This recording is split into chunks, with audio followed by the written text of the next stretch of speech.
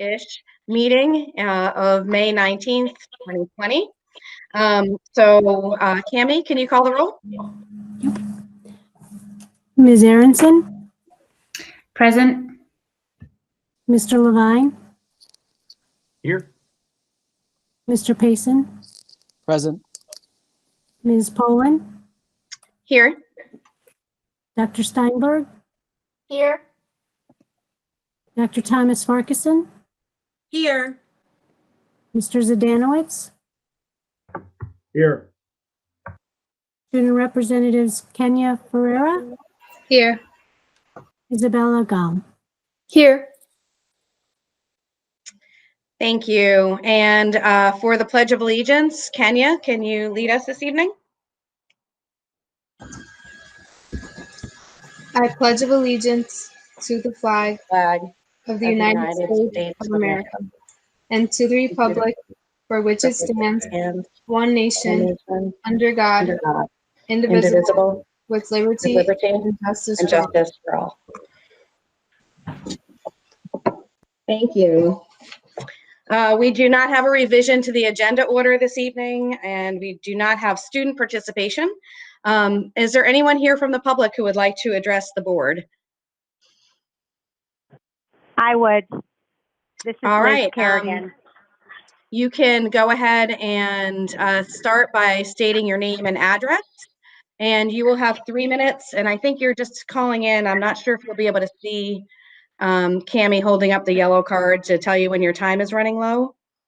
Okay, I have the TV on mute right by me, so Okay, I can. so perfect. So Okay, perfect. Thanks. I just wanted to call. I know that you're probably familiar with me. I'm Liz Kerrigan. I live at 192 Auburn Road in West Hartford, and I'm calling on behalf of the ASK program, which I have written about and spoke about in previous years. And I just wanted to let you know that I was very much grateful to all of you for your votes and your candor and your deliberation about this program.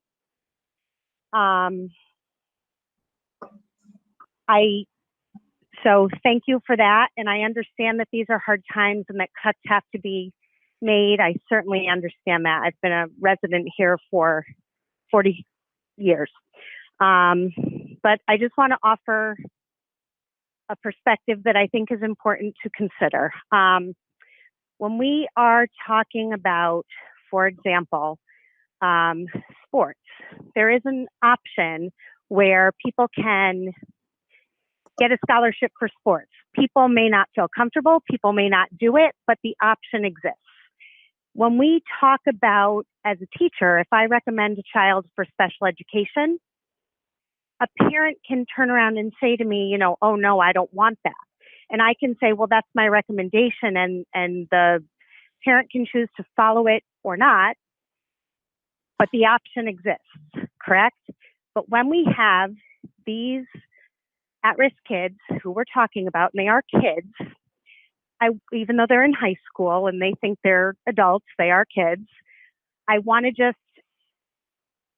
say that if the right kind of programming does not exist for these kids, the unfair part is that there's no option for them. If you eliminate the little programming that is available, and I understand that something's got to go and something's got to stay, I'm reasonable, just know that it's not fair for there to not be an option for people who need it.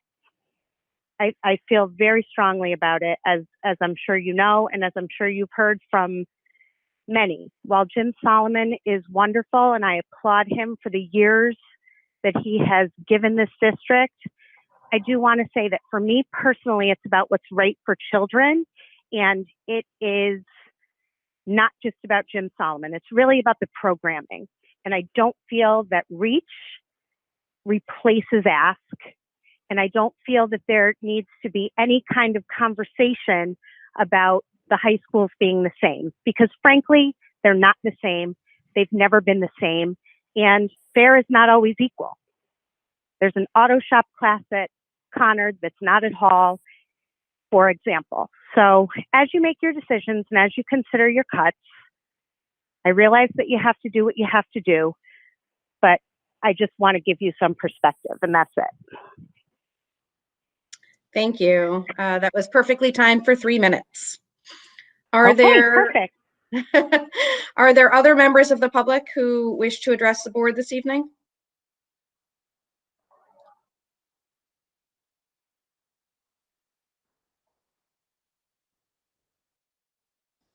Okay, we are going to move on then to unfinished business. And the first item is the discussion and vote on the superintendent's contract. The recommendation is that the Board of Education discuss and vote on a new employment agreement with Mr. Tom Moore to serve as superintendent of schools for a new term of 3 years, July 1, 2020 through June 30, 2023. And that I, as chairperson, execute the new agreement on behalf of the Board of Education. So can we have a motion and a second, and then we'll have some discussion? So moved. Amanda Aronson. Thank you. And seconded by Mark. So just for some context, in Connecticut, we have a limit of 3 years for superintendent contracts. And what we typically do, as many districts do, is we do an annual evaluation and review of our superintendent. And as we have in the past, we typically agree to move everything forward 1 year. So we extend the contract by 1 year. So it's still a 3-year contract that just gets extended by 1 year each year. So the board met last week and had a great conversation with Mr. Moore. And what our recommendation is, and this is actually just aligning with Mr. Moore's extremely generous offer, is to move forward with a 0% increase for the next school year. This does not reflect what we would like to do. It does not reflect how much we value our superintendent. If we could, we would give you much more, much more than 0%. But this is a very difficult time, and we truly appreciate your not just your willingness, but your proactive offer of a 0% increase. Are there comments? Tom, do you want to address us, or do you? Up to you. You know, I don't think it would be, I appreciate the kind words. I just think we all know the situation that we're going into. And much like a few years ago, I feel like there's a responsibility in leadership to make sure that I just have to be able to make the decisions that that help me to sleep at night when I'm making tough decisions for other people's lives. I should be willing to make them for my own life. Thank you. Are there others who have thoughts or comments to share this evening? If so, you can put a question mark in the chat box. Mark.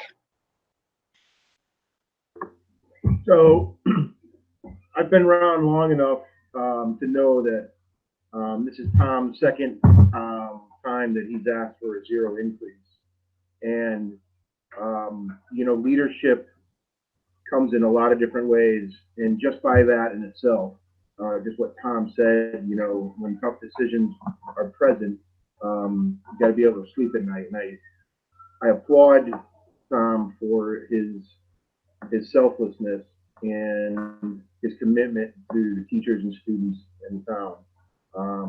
You know, when things are going, everything's going hunky-dory, if you will, and school season is on cruise control, sometimes leadership could get lost in the shuffle. But in these times, it's, you know, the cream rises to the top, and you know, it's the leadership, that the skill set that differentiates us from every other school out there. And it really does. Management is cause, everything else is effect. And coming from the top, I wouldn't want anyone else at the helm. I've been around long enough to have different superintendents, and I'm just glad that we are the ability to have Tom in our school system, making us, our jobs very easy, quite honestly. And I applaud you for that, Tom, and thank you. And you have my support as always. Lorna, and then Amanda. Yes, I just want to echo the words that were already shared, and just want to say, Tom, how much we all appreciate you and all of your hard work that is not only done in front of the scene, but certainly done behind the scenes as well. I believe this is the second time in my tenure where you also have requested a non-increase. And that speaks volumes to your character. And also what speaks volumes to your character is that you don't solely and selfishly take credit for all things. You selflessly acknowledge the team that you are a part of, who also plays a role in all of the successes of our school district. You often make reference to the executive team and what they're doing and how much you appreciate them. And that truly shows a leader who's able to humble oneself and recognize the strengths in others. And by doing that, that helps to empower others to do more and to do better. And that certainly reflects back onto you and your leadership. So thank you so much for all that you've done. I also appreciate your candor as well. There's certainly times we've had some keep it real, blunt conversations, and there are times where that's just what's needed. So I appreciate your character, your candor, and just you for being you. And especially in the times that we are right now, in terms of the P word, the pandemic, we certainly need a leader who's able to keep it real, call things out, and lead by example. So thank you so much for leading us all. Thank you. Amanda, and then Ari. I just wanted to take a brief moment to offer you a public thank you. I know that I've shared my comments, in executive session, and I love that you spent a great deal of time talking to us when we could have been talking all about you, talking to us about your team and the leaders at our schools, our teachers. And so that is something that also does not go unnoticed. And I hope that your team and want the rest of the faculty to know that also. But just as we, on behalf of the community, continue to choose you, I just want to thank you on behalf of the community for continuing to choose us. I'm sure you have a lot of choices, and to continue to choose us during hard times is something that is very special, and we're lucky as a community. So thank you.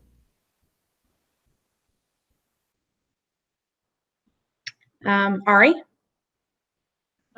So Tom, I know that I had we'd given you, we spoke during executive session, and I said I would keep it short tonight, so I will. But I still want to reiterate the idea that, I am a newcomer to the Board of Ed, but not to West Hartford Public Schools. So as a parent and a resident of the town, I want to thank you, not just for my time on the board working with you, but, I have a senior as well as you do, and I've been in it for a long time, and I really appreciate everything that you have done for our town.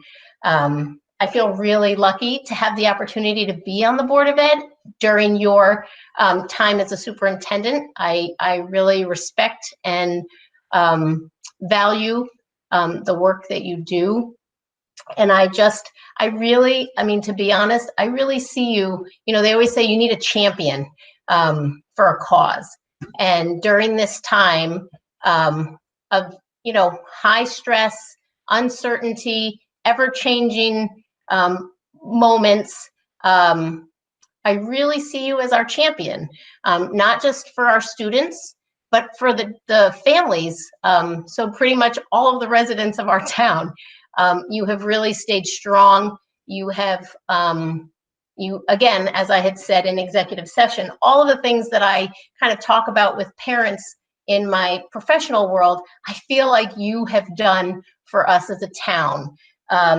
You have provided us with those moments of normalcy by creating routine and consistency for us as a town, and for our students through the distance learning, being able to seamlessly really transition into that telehealth model. I feel like you are one of the reasons why, while we're all physically distant from one another, we are still socially connected. So I just really want to thank you. And then, again, asking for a 0% increase during these times where you're working harder, working longer hours, doing more than any of us really even can comprehend behind the scenes. I just really respect that that selflessness that you show and the respect that you provide the rest of your administrative team. And you really speak to, this is a team effort. This is not a one-man show. And I just want you to know how much I respect and admire you as a person and also as the superintendent of our schools. Thank you. Rob and then Sean. Hi, Tom. So I really will be brief. Thank you for your service. A 0% increase. I don't know, it just sucks, but I mean, it's what we're in right now, and you are a good man for doing that. I don't think that should be understated, because I think most people in a more normal environment, you would expect an increase when you're doing a good job. 0% when you're just doing like a so-so job. And so I hope by no means anybody in the community is thinking, well, he's just doing a so-so job. No, that's not the case at all. And so I won't repeat all the accolades that everyone else just said. I hope this adds up in some way. It may not be an increase, but hey, you're getting a lot of nice compliments tonight. So that should help you sleep a little bit, I hope. Exactly. So, I feel like I need to say that we always haven't agreed when it comes to budgetary things, but I don't think that there's ever been a disagreement that, you care deeply about our schools. And for that, I think that we have a superintendent that does, because I think it's not a foregone conclusion that we would have somebody that is like that you are. So I just really want to say thanks. And, it's always great to see a UMass grad doing a great job in a great place. So go UMass. We never got to see a game. Maybe someday. I know, someday. Yeah. And Sean? I'll apologize in advance if I have to put a mask on if a nurse comes in the room. It's not to show it off. It's just the rules. So thank you, Tom, for accepting all that feedback the other day. I wasn't expecting that. It's something I've never seen or been a part of before. And just kind of going off of that, I wanted to say that a long time ago, being a first-year teacher in the district, I didn't really understand what a superintendent did. And I've seen you wear many hats over the years. And in this role, I've seen you wear a few new hats. And I guess in short, as a compliment, I want to say, I think you wear this one really well.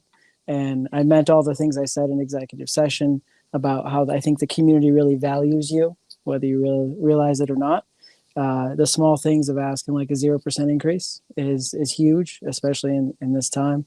And I know that I now know as an experienced teacher and a board member, how many hats you wear behind the scenes that nobody sees. And so thank you for wearing all those hats for the town and taking one for West Hartford and doing it so well. Thank you.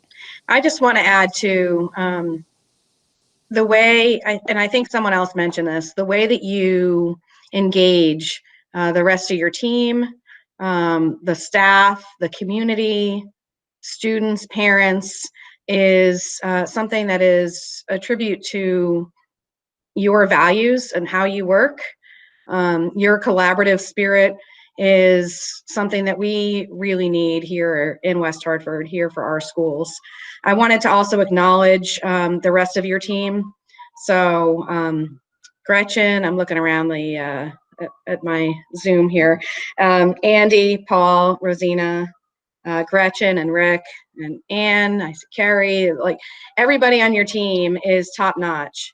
And I understand that as a group, I think everybody has agreed to take a 0% increase. Correct me if I'm wrong on that one. Yeah, if I could, the executive team,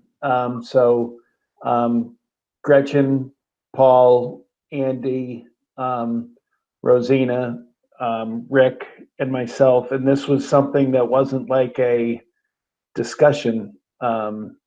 these are the members that aren't part of a union, that don't in many ways have the same job security.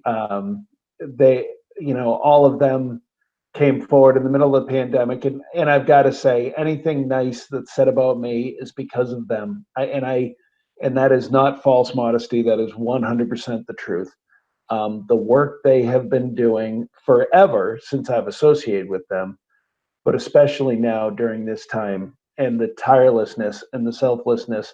And then, it wasn't a conversation. They came into a meeting, and there's no political gain. There's nothing else. It's just, we have hard work to do. And there's a level of comfort you have to be able to have when you look people in the eye and talk about their jobs or their situations. And they've come forward, and you talk about people that certainly perform above and beyond. It's my team, and I can't, I am so much better because of them, because of the way they push to be excellent, because I have to feel like I have to in some way keep up with them. And they're all such experts in their areas, to try to be able to have a conversation with each of them. That's what keeps me up reading at night. I don't want to feel uneducated around any of them. And so it's really the work that they do that shines on the whole district, and I'm able to kind of bask in their reflections. But it's their work. They're remarkable people and remarkable human beings. With that said, I don't think I can say anything beyond that. Are people ready to vote on the motion? All right. So all those in favor of the motion, please signify by saying aye. Aye. Aye. Aye. All those opposed? Nay. Abstentions? The ayes have it, and the motion passes. Thank you, everyone. All right, we're going to move to new business, and the first item is a recommendation to accept the revised student athlete handbook. The recommendation is that the Board of Education accept the revised student athlete handbook as presented by the administration and reviewed by the board policy subcommittee. So we're going to take a motion.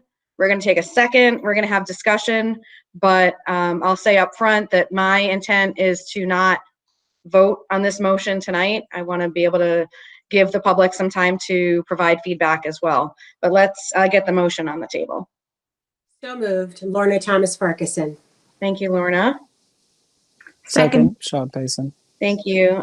Seconded by Amanda. And I think I'm turning it over to Andy Morrow. Yep. Thank you. All right.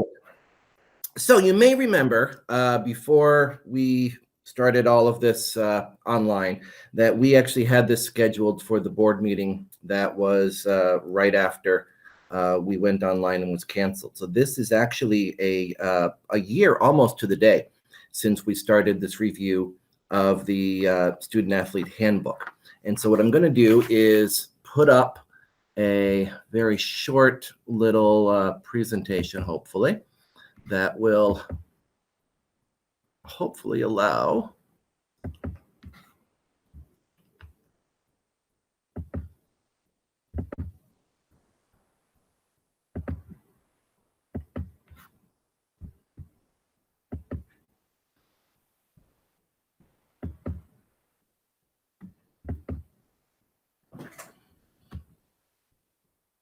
oh, for goodness. Hold on. I apologize.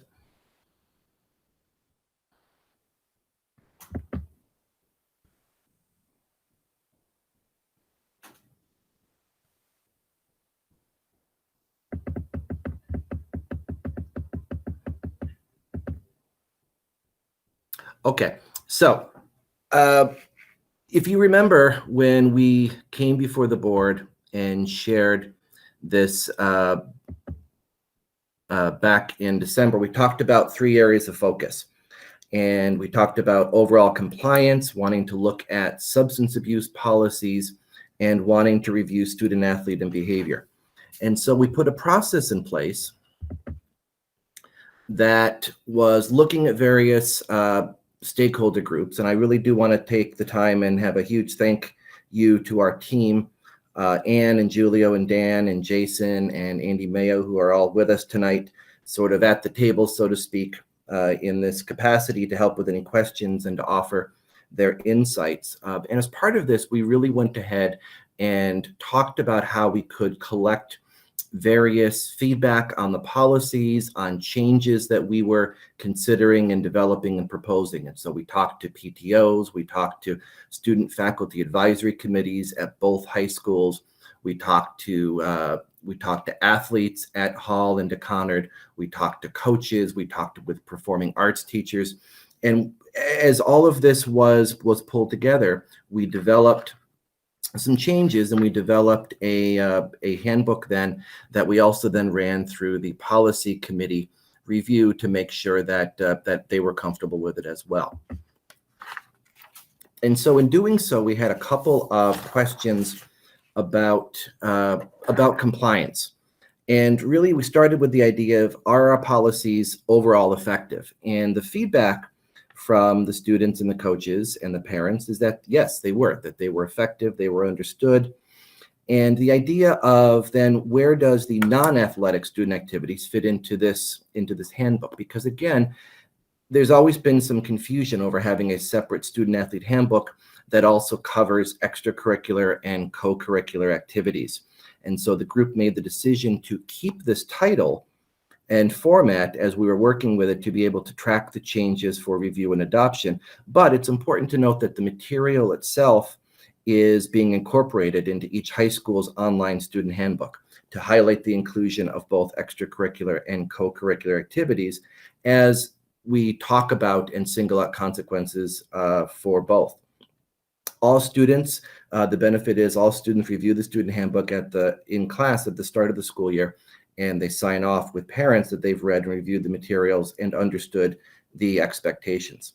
And so as part of that, then, sections that are solely the concern of athletics, such as team limitations, guidelines, locker rooms, CIIC guidelines, are going to be moved and migrated over to the athletic department website. So the real question that came up is, are consequences appropriate? And the feedback that we received from parents and coaches is that, yes, they are appropriate for both the substance abuse violations and the potential removal of a student as a captain. And hopefully, as our team can attest to later, it was really surprising at times how consistent students and parents were that consequences were appropriate. The idea kept coming up with parents and with students that this should mean something. Representing their school should have a higher standard and should have consequences if a student chose to make a poor decision. And so that was something that was really gratifying for us to see consistently. And so then we also asked how this applies to co-curricular and extracurricular participation. And as I said, there was some confusion on this and how the consequences played out. And so we did go ahead and clarify this section to define the various activities and how the policies apply to each. We also then looked at student behavior and participation, and we looked at our current policy, Section E, and is it appropriate in addressing concerns that serious behavior violations result in team and activity suspensions? And we took a long, hard look at this and talked with parents and talked with all the various stakeholders and students. And we really agreed then that students who are participating in sports and or extracurricular or co-curricular activities are representing both themselves as well as their school. And we agreed that the following behaviors are considered violations of the athletic code and the school rules, and those would result in a 4-week suspension from the team or activity. And they're listed there as well. These violations are the Connecticut State Department major discipline offenses. And these are the ones that when we talk about significant student discipline and report, these are the ones that we report. And the committee and the groups agreed that these should also trigger team and activity suspensions. And so these will be then something new that would trigger that same 4-week activity violation, like a violation of 5520 would for the drug and alcohol. And then lastly, when we talk about overall goals for participation, we talk about the idea that when an individual makes a commitment to giving their best effort to individual and team goals, whether it's through experience in athletics or any activity, we believe this becomes a rewarding and realistic preparation for a successful future. And our goal in developing these guidelines really has always come back to this. And so I'd like to thank the committee members and all who participated in this process. Again, it was a very comprehensive, collaborative review that we think reflects the goals of West Hartford Public Schools and the larger community. You know, there's no perfect way of capturing input into any process, but we think that in addition to the membership of the committee, the feedback on the policy, the proposed changes from all of these different advisory councils, the parents, the faculty, the coaching groups, we feel that this was valuable input and a realistic approach to outreach and to feedback. And so with that,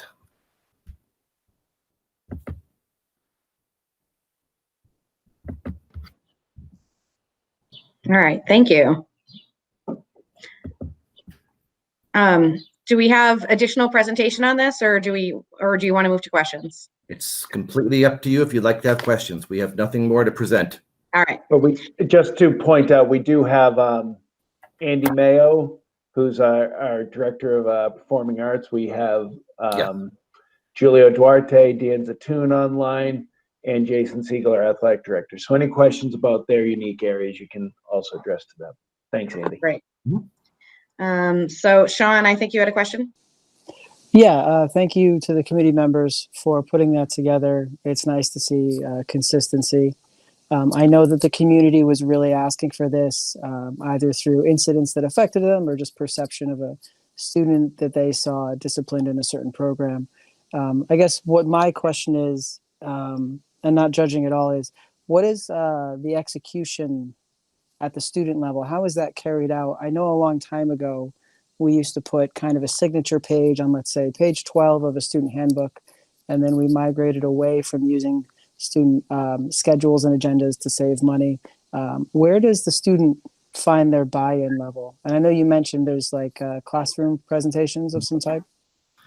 I'll be happy to defer to Julie or Dan on this, but my understanding, Sean, and it's a good question, is that at the high school level in their advisory groups at the beginning of the school year, their advisory teacher reviews the handbook with students, and then there is a signature line and a sign up that they not only have gone ahead and they sign, but also I believe a parent has to go ahead and also sign that they have read it and understood it as well. And it's a good opportunity. Again, we're not looking to have any sort of gotchas here or anything else, but it's a great opportunity for the teachers to really talk with the students and to explain what does it mean to be in our school and to be a part of our community and to represent the school in any sort of fashion.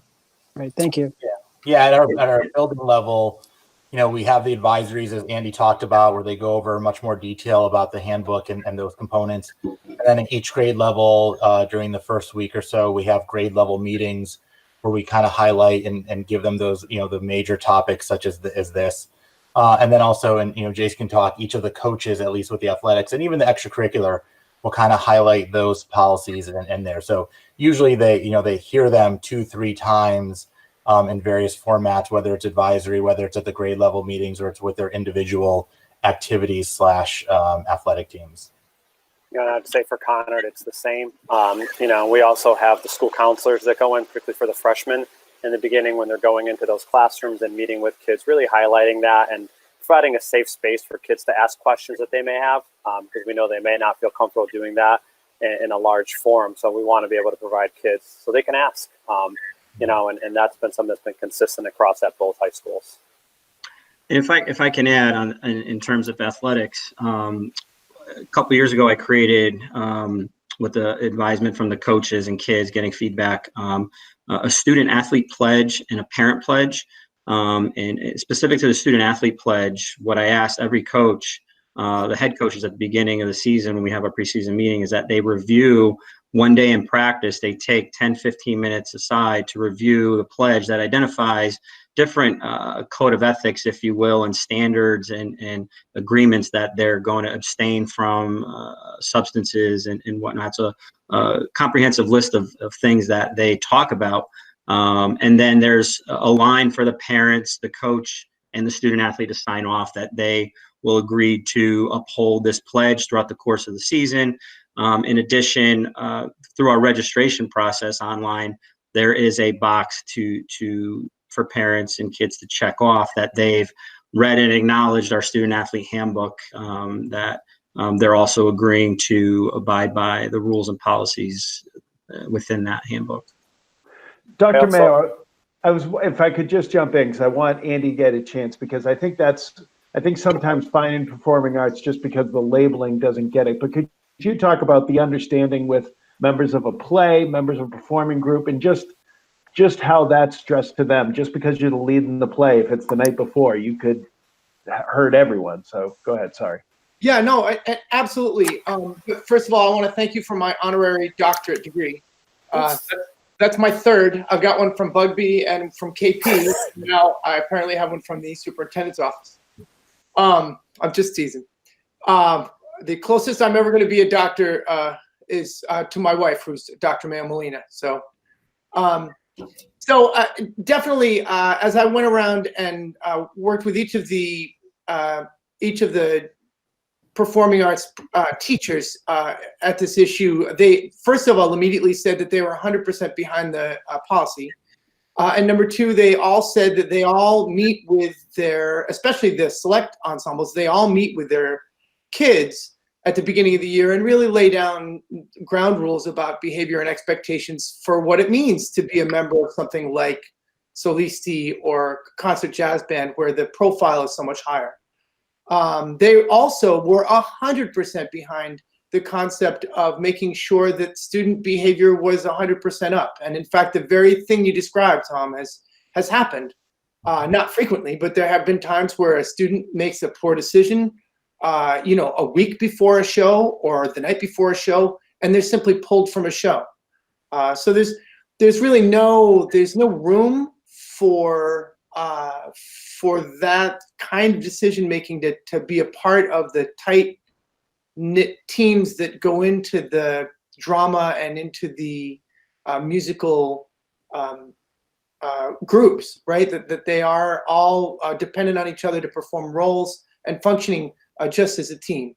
So it's they had 100% support for it, and all had ready examples of when they've applied it to their own chagrin, right? It's to the damage of the whole group to lose a key member at the key point, but there was no hesitation or question in their minds. Sorry, I just wanted to add too is that I know that both Dan and I will send emails out to the students regularly throughout the year, particularly when there's big events coming up where we'll call them friendly reminders of what the policies are and the expectations. So for instance, before both junior prom, senior prom, things like that, we'll send that out just as a reminder to kids. Thank you.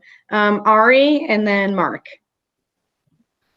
I just had a clarification question, Andy, and I hope I wrote these. I tried to write them down really quickly, but can you kind of clarify for me what the differences are in sexual offense, sexual assault, and sexual harassment? I mean, I have a sense, but I'm just kind of wondering, doesn't sexual offense kind of supersede all of them? Yeah, all right. I apologize. I don't have the Connecticut definitions in front of me, but it is various levels, and those are very specific. Usually I should caveat, usually the offenses that are listed there, the Connecticut offenses that are reportable, and those disciplinary offenses, those usually also are corresponding to student arrest. Those are charges that are brought, and so those are also very legal definitions of the various things, like the difference between assault and the difference between fighting and those type of things. So I can certainly provide that to you if you're interested, but again, it's based on the Connecticut definitions for that. And you're right, Okay. there is overlap and such. And so when we're dealing with is something sexual harassment or sexual or any battery or anything like that, that's when we're really going based on police reports and those type of circumstances. Okay, thank you. Mark?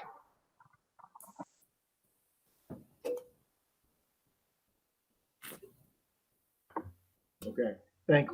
I don't know if this is for Andy or Jason, but given the current circumstances with athletics, does it make any sense to review it with this COVID? I know the handbook, for instance, like during this particular pandemic, I'll use my own example, is my oldest, Jenna, who's a runner. She's constantly running every day. She went to the track today, running around the lake here in New Hampshire. But my son, who's a freshman, who was going to do sprinting and shot put, doesn't have any training available. And I don't necessarily know if it's handbook related, but certainly sports related. And I don't know if we could put it in there, but if something like this happened in the future, because someone like my son, who's a freshman, is getting zero training, where Jenna has a full-on regiment from her coach to continue running. So a little pandemic related, don't necessarily know if it makes the handbook. I'll make some comments too, is, the equitability that I've been pushing for since the beginning. I'm glad that, we're talking about it with both the athletes and the arts. But as you all know, that I was always about the students that don't participate in those particular events and how they get reprimanded. But just kind of want to hear, maybe, now that we've got some time to still again review it, is there anything you would add, subtract, do something different now that we're in a pandemic? And does it affect this particular handbook at all? Yeah. Thanks, Mark. Those are great questions, and I appreciate them. I think, and hopefully Jason will jump in as well. As far as does it affect the handbook and the pandemic and the planning and all of that, I think that's something that we would really address on a case by case, and it's tough to work in the different what ifs. From a training standpoint, I think our goal has really always been on something like that of we're following the guidance given by the CIAC. And so that's really where we've been on all of our sports on this. And Jason can certainly talk a little bit about those conversations, as he's been a part of those conversations with other athletic directors and with those groups as well. Jason, you want to jump in? Yeah, sure. In terms of training, I mean, every Friday I sit in on a statewide Zoom meeting with all the athletic directors and Glenn Longrini and other executives from CIAC, just to kind of update us on what the latest is. And one of the things they have allowed, and they've relaxed some of the traditional out-of-season coaching rules that would apply to coaches this summer. And in fact, starting June 1st, all coaches from all 3 seasons are going to be allowed to conduct virtual coaching sessions until August 17th, when the beginning of the fall season begins. So those are not required. Those are at the leisure of the coaches and what they're comfortable providing in a virtual capacity. And they relax some other out of season training rules, which if you want more specifics, I can absolutely provide. But there are opportunities for coaches to provide kids in a virtual capacity, sport specific training recommendations, and the ability to, if you're a baseball player, you can put a ball on a tee and hit into a net and provide that video footage to a coach and they can critique it. If you're a basketball player taking foul shots in your driveway, you can send that video to a coach. They can critique it this summer, which traditionally they have not been allowed to do.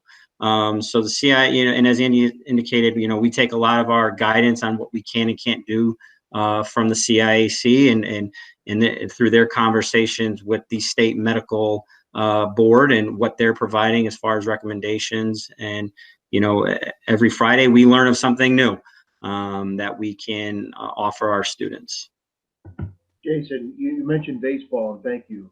So, for instance, you know, during this COVID, and again, I don't know if it's policy related or CIAC, but for instance, say you had batting practice and you had every person scheduled for an hour, or say 45 minutes, and then the next person would show up, like say 50 minutes late, or 5 minutes after. And the coach was at the pitching mound, and the batter is at the. Is there things like that that can be relaxed as well?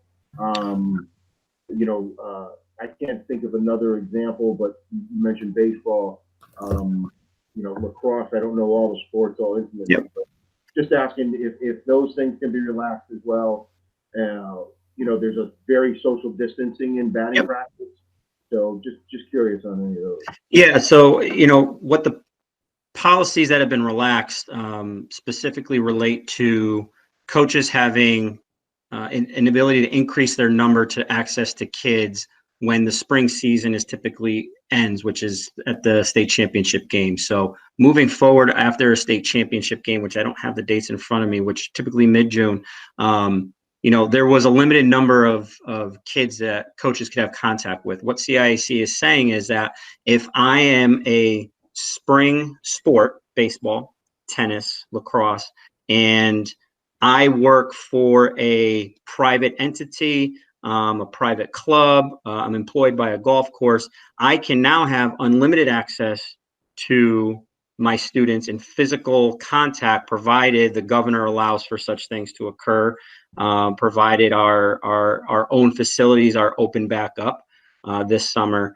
But the piece that we have to be careful of is that direct contact, according to CIAC, cannot occur under the umbrella of Hall High School, under the umbrella of Conard High School. Those coaches, CIAC stipulates that those coaches, if employed by a private group, a tennis club, a golf club, if I'm an AAU or American Legion baseball coach, I can now have, provided the state allows it, I can have access to those kids. But unless the state says, no, we can't do that, or our facilities are not available this summer, then coaches cannot.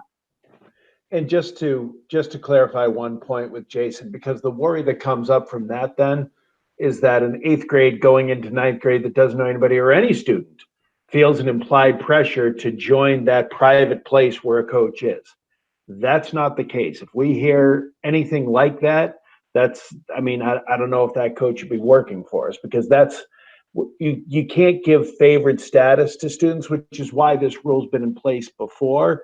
But at the same point, a coach can work for an outside organization that a kid happens to be going to, but they can't create their own, youth lacrosse team that's not really playing, that's really just a fake Hall lacrosse or Conard lacrosse team that they're developing a practice for. Right. And Tom, to your point, as CIAC indicated, they would allow these interactions to occur with already established programs. You can't just go and create, take 4 high schools in surrounding towns, like, oh, we're going to create a brand new lacrosse league this summer, and we're going to that is not going to be allowed. These are for established travel programs, private organizations that have been around and operating for the last several years. They're not allowing this for brand new programs that are just occurring this summer.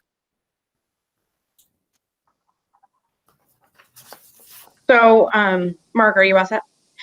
A follow-up question on that. The proposal makes the distinction between during the academic year and not during the academic year, what's expected of students, and while they're in training. So if students are working with their coaches this summer, does that lead us into a situation where they are now considered to be in training for that sport, which would, I think, make it so that these rules would then apply to them at a time when otherwise they might not apply? That's a good question, Deb, and it's something that we will certainly clarify as we go forward on that. Currently, as it's written, the idea is that that students who participate in a fall activity that's when their first practice, when they first start practicing, that's when this all kicks in. And so we will have to decide and we'll make obviously fair choices going forward.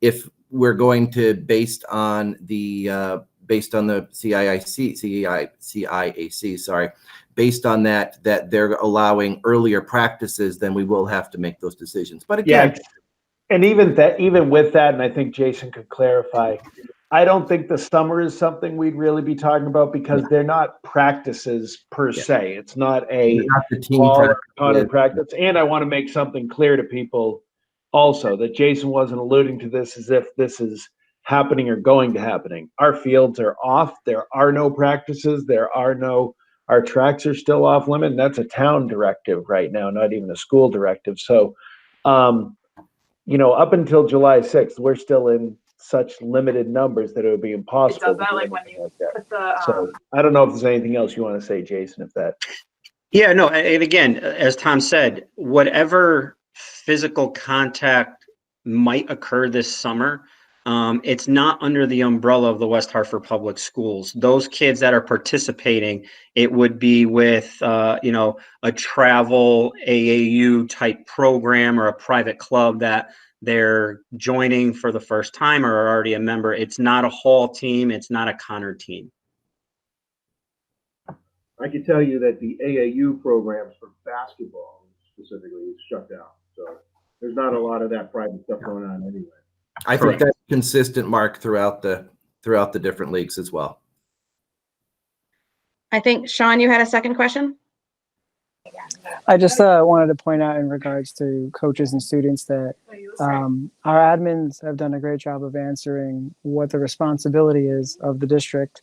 I also just wanted to point out, having literally just taken the rules and regulations course for my coaching recertification, that one of the main things they tell you is that there's a lot of resources out there for coaches, and that this is not a decision that you should be making in isolation.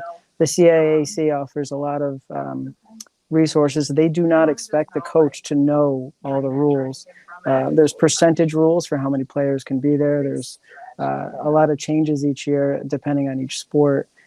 As somebody who works in the off season with sports camps, it can get confusing. So I just wanted to thank Jason for mentioning all those, but to also, put some responsibility on the coaches to use those resources from the CIAC so that, that they know that there's help out there. This is a very complicated issue, especially in these times, and we should not feel like we're alone in this. So thank you. If I may, just Sean, on that note, CIAC, especially during this time, has been fantastic to work with. They understand what our student athletes lost this spring, and to every degree possible, they want to ensure that they, at some point when it's safe to do so, get access to their coaches.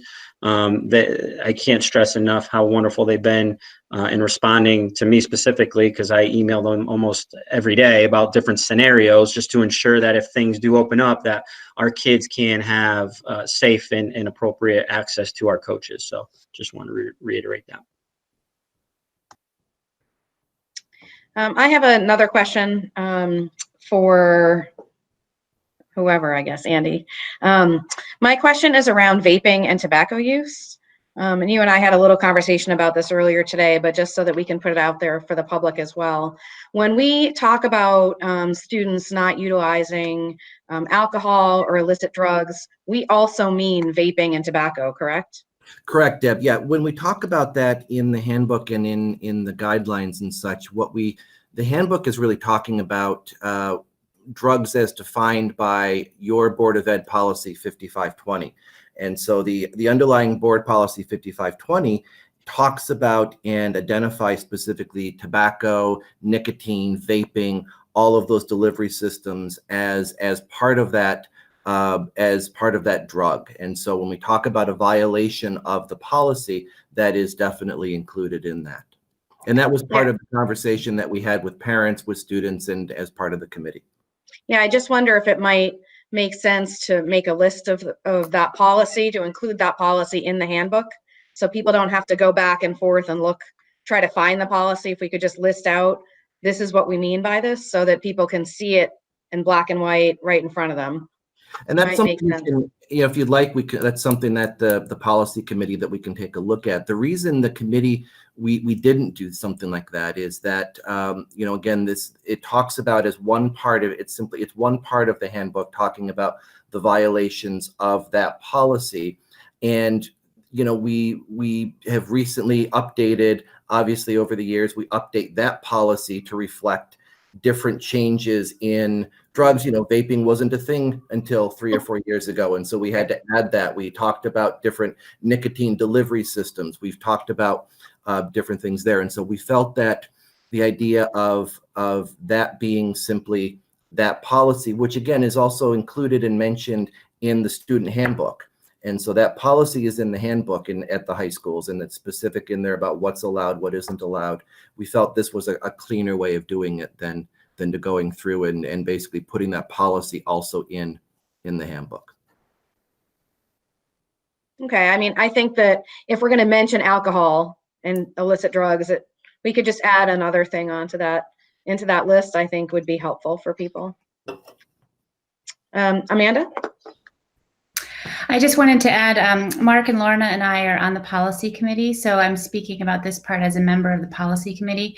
And to the point that we were just speaking, I do agree with the way that the handbook is currently written, because we have also been simultaneously looking at all of the model policies, which is a binder about this thick, and we'll talk about it at the next meeting when we get to this content area. But having gone through every single word of that book, it's very, very clear in all the areas, you know, what is meant by, to Ari's point earlier, sexual harassment versus sexual assault, the tobacco policy, the alcohol policy, and we've got all the cross-referencing for the legal definitions. So it makes it easier to keep the legal pieces in the model policy book and then just refer to them in the handbook, rather than put too much detail in the handbook, because I think that the opportunity for error to not update that would increase.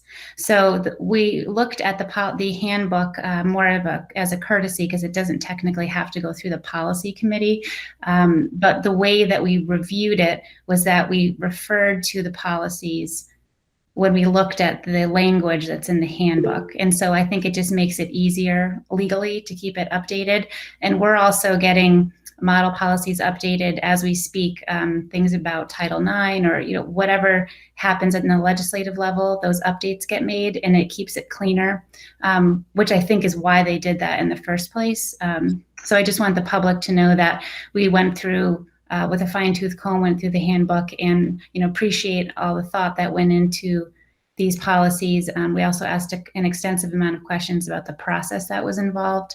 So I just wanted to mention that just as a matter of public record.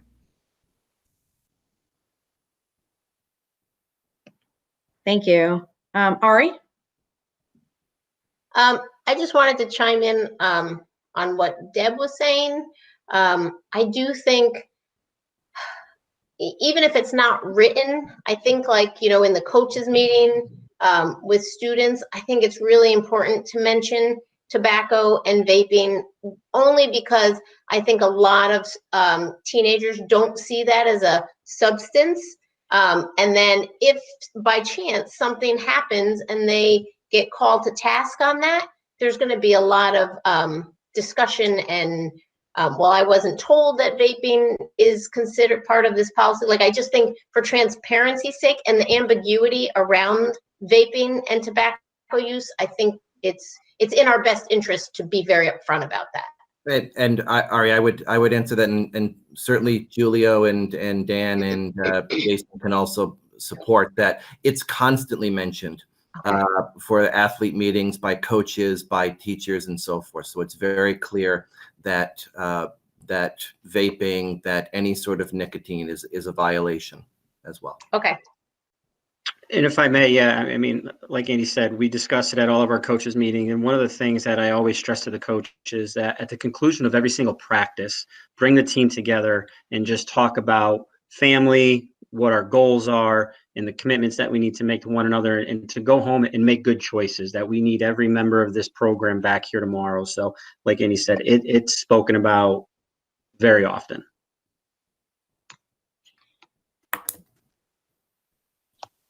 All right. Are there additional questions on this issue? So process-wise, I think I can just say we're going to table the motion and bring it back up again on June 2nd. This will give the public an opportunity, if they would like, to read the proposal. It's linked in with our board agenda, and you can take a look through what the recommendations are and email the board and let us know if you have any thoughts, and or you can speak before our next board meeting on June 2nd. So thank you for this conversation. I think that was very helpful. Moving on to 5B, the recommended 2020-2021 budget revisions. The recommendation is that the Board of Education adopt a revised 2020-2021 budget of $170,073,528 by making the following reductions to the previously adopted 2020-2021 Board of Education budget.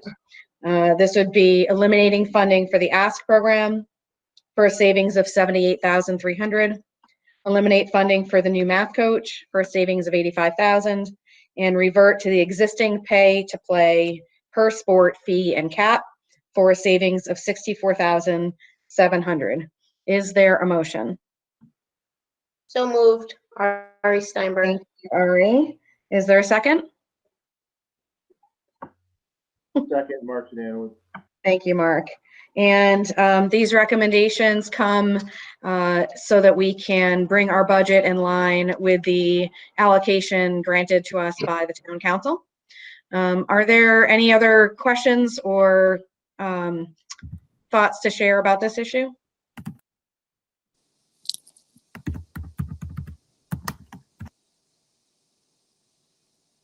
Sean? I just wanted to say, Mark can go first. That's fine. Okay, Mark?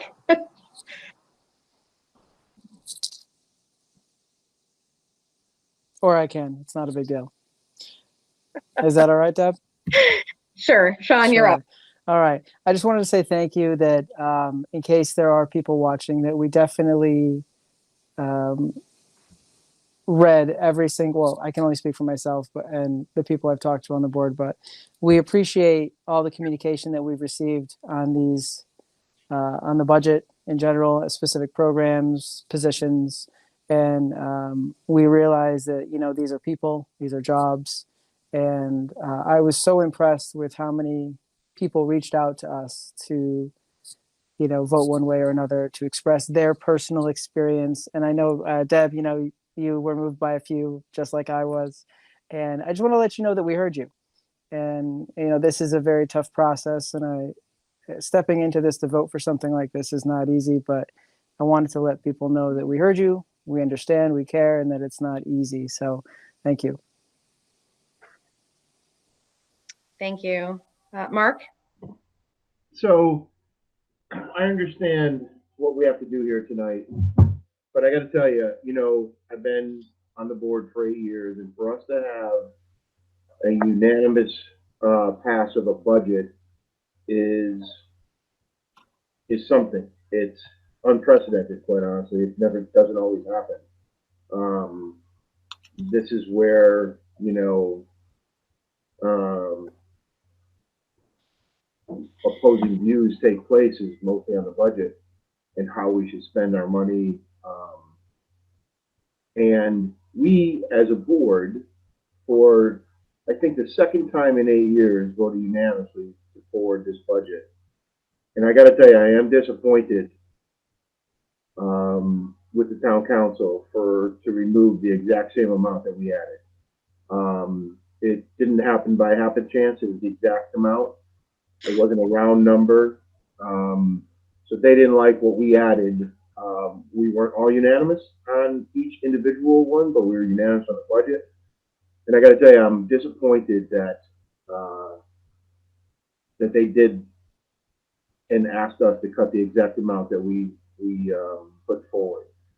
mindful of the fact that they increased their budget significantly, or at a higher rate than we did at the same time. So hypocrisy here lies very well, and just wanted to mention that. I would I couldn't go without having said that. And you know, with a budget that you have 7 people that unanimously vote on, it doesn't happen often. And I'm disappointed in the fact that the town council asked us to do what we have to do.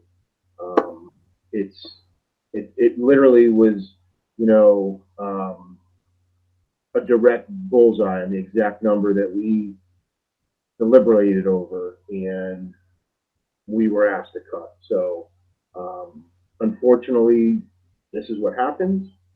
I would like to have seen that particular money come out of different areas, because we came together as a vote, but I understand how this works. And I hope every one of you is as concerned and upset as I am about that particular movement. And that's all, regardless of how you feel about it, that's how I feel. Thank you. Thank you. Rob, and then Sean. So, yeah, I agree with Mark 100%. So not to just restate what he said, I'd like to carry the conversation forward another step. And as we've discussed numerous times, and this is so much easier because it was a 7-0 vote. You know, to Mark's point, I mean, in my 3 years, it never happened, and I didn't think it had happened at all. But if he remembers it happened one time, I mean, it's just not a common thing. The point is, so as I think we all know, because I think we've discussed multiple times, while the town can ask us to cut our budget, they can't tell us where.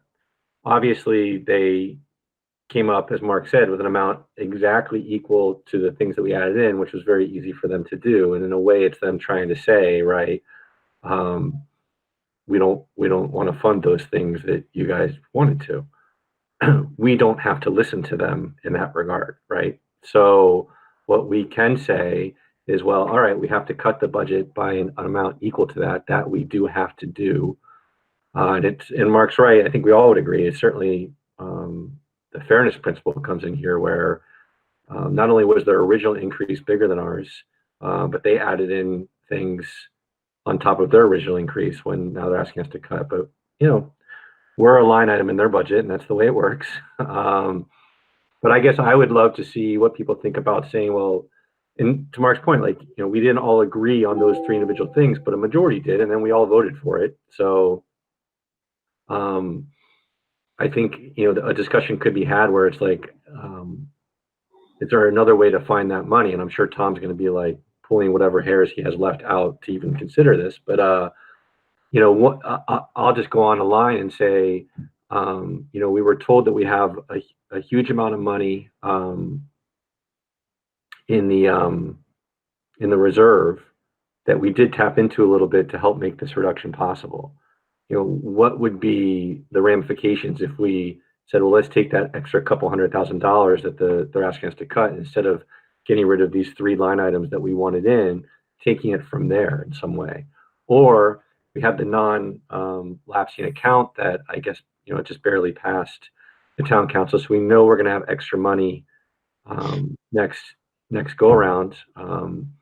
So is there a way that we can kind of, I don't want to use the word borrow, but know that, well, since we'll have extra money in the next cycle, we can put that money back in the budget in a way. And it's, you know, I do this in my business all the time, where I'm like, okay, well, you know, we'll save the money now, but we know we'll be able to add it back in later because additional funding is coming. So I would just like to hear the other board members' thoughts on that. I mean, I think like the rest of you have a really bad taste in my mouth with the idea of saying, after the rigorous debate we had on those 3 line items last time, and we did all agree to support it, but now we're just going to be like, cut those 3 things. I feel like if we, and I, you know, this is me speaking, But if we were passionate about those three things being in, I thought everybody made really sound arguments about those things, which is why, even though I didn't support the math coach, I ended up voting for the budget anyway. But I did support the other two. That, we say, well, no, we're going to keep those in, but we're going to find a different way to meet the town's required cut. And so I just want to leave it at that. Thank you. So before we move to the next question, Tom or Liz, could you respond to that question from Rob? Are there other places where we could find this money by either taking it from our health reserve account or finding another cut to make? Yeah, and I'll let Liz talk about the health reserve a little bit. All I'll say is anything that we spend out of reserves this year creates that much bigger of a hole in next year's budget that we have to replace by taxes, basically, because we're going to be creating that. And while we have a reserve, I mean, superintendent's, when I make my superintendent's comments, I'll be talking about extended school year and special education services that could open after July 6th in a way, but will have to be in such small numbers that we're already blowing through pieces of our budget. Included in those cuts to the budget was less busing. That, in fact, it looks like the closer we get to the next school year, we're going to have a lot more busing. So I'll be honest, I don't know where we're going to get that from, because we're basically at the point, if you choose to spend reserve, you're setting up next year's budget where we're looking at a bigger and bigger increase that we're going to be going and asking taxpayers for, which is immensely difficult. And then what's left right now, like the next thing is teaching positions.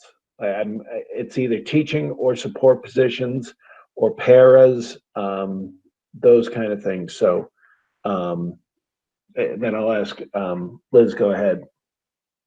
Certainly. So two issues were brought up. The first one is the retiree health reserve. And as we talked about during budget deliberations and the changes that you made, the funds that we're using out of the retiree health reserve are being used specifically to cover retiree health costs in the next year. And we're using approximately 15% of that reserve. So there are funds available, but it's not appropriate to use that reserve for anything other than its intended purpose, which is retiree health claims. So I wouldn't feel comfortable pulling more out of there than we actually will be spending for retiree health. The second item is our non-lapsing account. As you may recall, we are planning to use $1.5 million in the upcoming budget from our non-lapsing account. The last projection that we reviewed together showed a surplus this year of approximately $1,270,000. I do think we'll have more than that. I think we will hit the 1.5 and we'll have those reserves available for next year. I'm just not sure what that number will be, and if we feel confident enough at this point to say that there will be more than that to use for next year. And I think, again, there's good news that comes with things that I was going to present in the superintendent's update, but like the USDA has extended waivers. So we just found that out for a waiver that we put in the beginning of this week, Rosina and Tim and Liz. And so we'll be able to do grab and go this summer, which is exceptionally great news. But we have to pay those employees this summer now, which we've never paid before. And so the budget holes that are already getting created, they're immense. And again, I don't want cuts to the budget. There's a part of me that thinks that people that don't like the cuts to the budget, they have a right to express themselves. And they've expressed themselves to you, and they can express themselves to other people that didn't vote for this piece. I just think that I don't have confidence in the reserves that we have that we can spend going into next year, frankly. Thank you. Let's go to Sean and then Ari. And Rob, just so you know, like your question is still hanging out there, but let's get everybody's questions in and then we can figure out how we want to proceed. Okay. Thank you.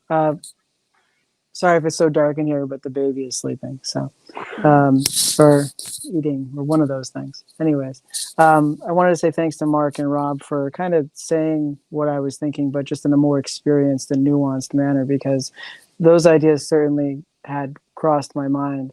And I was so shocked kind of when we sent a unanimous vote to the town council for lowering, student athlete fees and with pay to play, with saving a program that helps students that need it, that may not be eligible, like the ASK program, with providing teachers with a math coach that I've heard so many teachers say is one of the best things that they've ever experienced with that support. So I just, and this is as polite as possible, just want to challenge our administration to find a way to still help these kids in this climate. I don't know how to do it. I know they're smart enough to find a way. And I hope, I don't know what the number is, what the threshold is. I'm not a numbers person, but if we have enough money, I would love to see these programs come back, because based on the response that we got, I know that these programs are valued. So thank you. Thank you. Ari? I just wanted to kind of reiterate everyone else who has spoken. While I was obviously disappointed as well that the town council didn't support kind of the amendments that we put forth. I thought we were pretty thoughtful about them, and a unanimous vote for them, I felt sent a very strong message, and we provided a united front, and I was disappointed. I guess the other side of that for me is that these are very difficult times, and during difficult times, difficult decisions need to be made. If there was some sense of certainty what the future held for our town and for our schools, financially, as well as lots of other areas, I think I would be more comfortable making that decision or request to say, hey, can we use those non-lapsing, use the funds in the non-lapsing account, or kind of bet against the health reserve. But I also have some really significant concerns about what other issues and obstacles are going to come forward following this year and upcoming school years. I think the emotional well-being of our students and their families, I think we're going to have a lot more really significant issues to address within the schools regarding mental health and well-being. I think a lot of our kids are going to have some significant trauma from this, and I don't know how we're going to be able to meet those needs.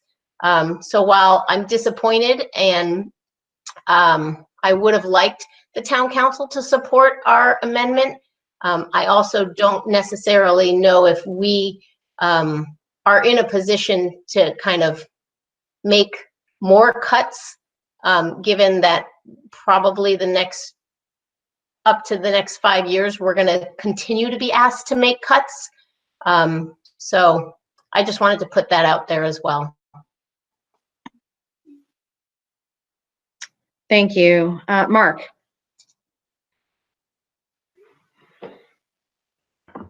So, my comments originally were open for discussion, and I'm glad everybody made some comments. I would ask that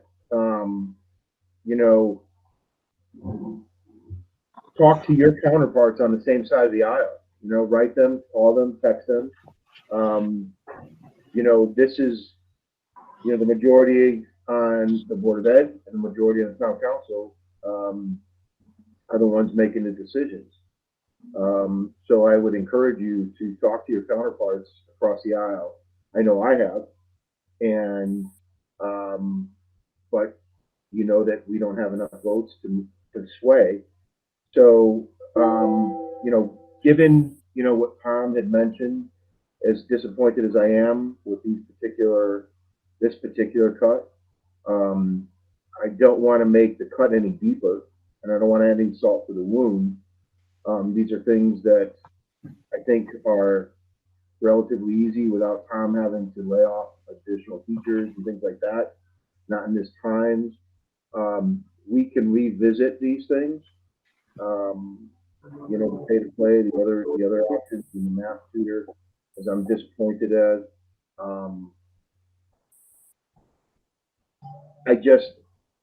You know, as I opened up the discussion, I was perplexed that the town council really did it this way. Usually they come up with, oh, you have to remove the $500,000, and then this would be a portion of it, and then an additional piece, or you have to deliver, you know, cut another 100,000, whatever the case may be, but never the exact number.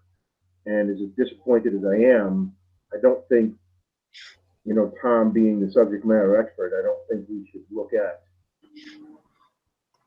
making any additional cuts outside of what we already said discussed, even though as a board we deliberated on it, and I appreciate everyone's effort on it. But I would have some serious conversations with your counterparts on the other side of the aisle. And as I said, I have, and just to encourage you guys to do the same. I know I saw an email or two out there. I don't know if you anticipated this with that email or not, but I was surprised just initially by the email. I didn't think that there was need for that, but you know, that was hindsight. That was or foresight, really, actually. That was spot on. So I would encourage you guys to talk to your counterparts. I'll do the same on my end. And it's very rare that these things happen when we come together as a board and unanimously vote, and it's disappointing. So I don't know what else to say, but I think more conversations have to take place. It's probably a done deal at this point, but going forward, I think we need to talk about, you know, how we go forward and what a unanimous vote really means and what it looks like. And as they added to their budget, which is hypocrisy with a capital H. So and their budget is far greater than ours at a less percentage too. So I perplexed. Rob. I would just love to hear more discussion. I mean, I'll just go on record right now. I won't support a cut of those three things. I'll vote against it. I can support a cut that does not cut those things. So I hear Mark as far as like, we don't want to cut deeper. Certainly don't want to have Tom consider staffing cuts. So, you know, the time for talking to our colleagues at town council, unfortunately, has passed, as Mark said. And, you know, kudos to everyone that tried. I felt like there was an effort on both sides.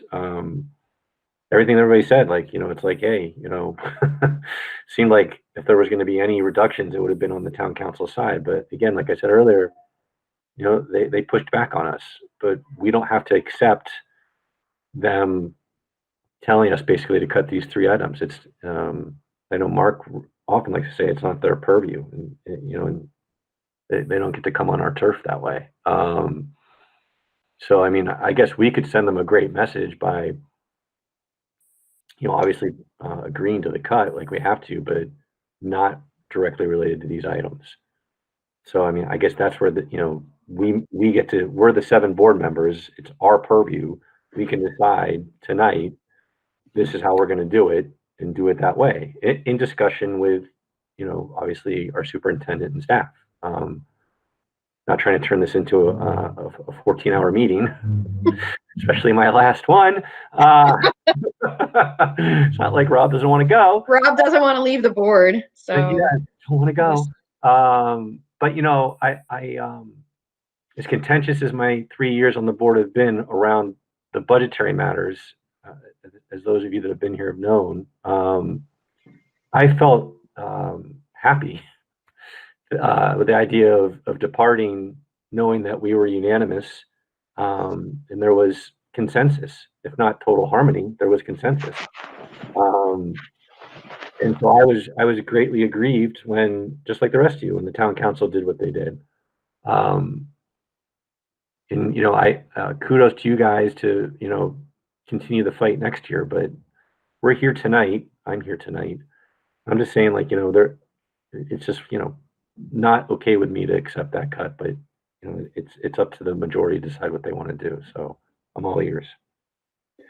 Deb, if I could, and I get Rob's point, because there is the question: why don't we just empty our reserves? And Rob's not saying to empty them, but my fear is we used more of our reserves, and I'll ask Liz to clarify. We used more of our reserves, and we matched it in kind of an ethical manner to the health reserve.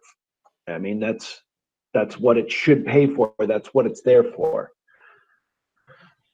Liz would probably know off the top of her head how much of our reserves were used versus how much of the town's reserves were used.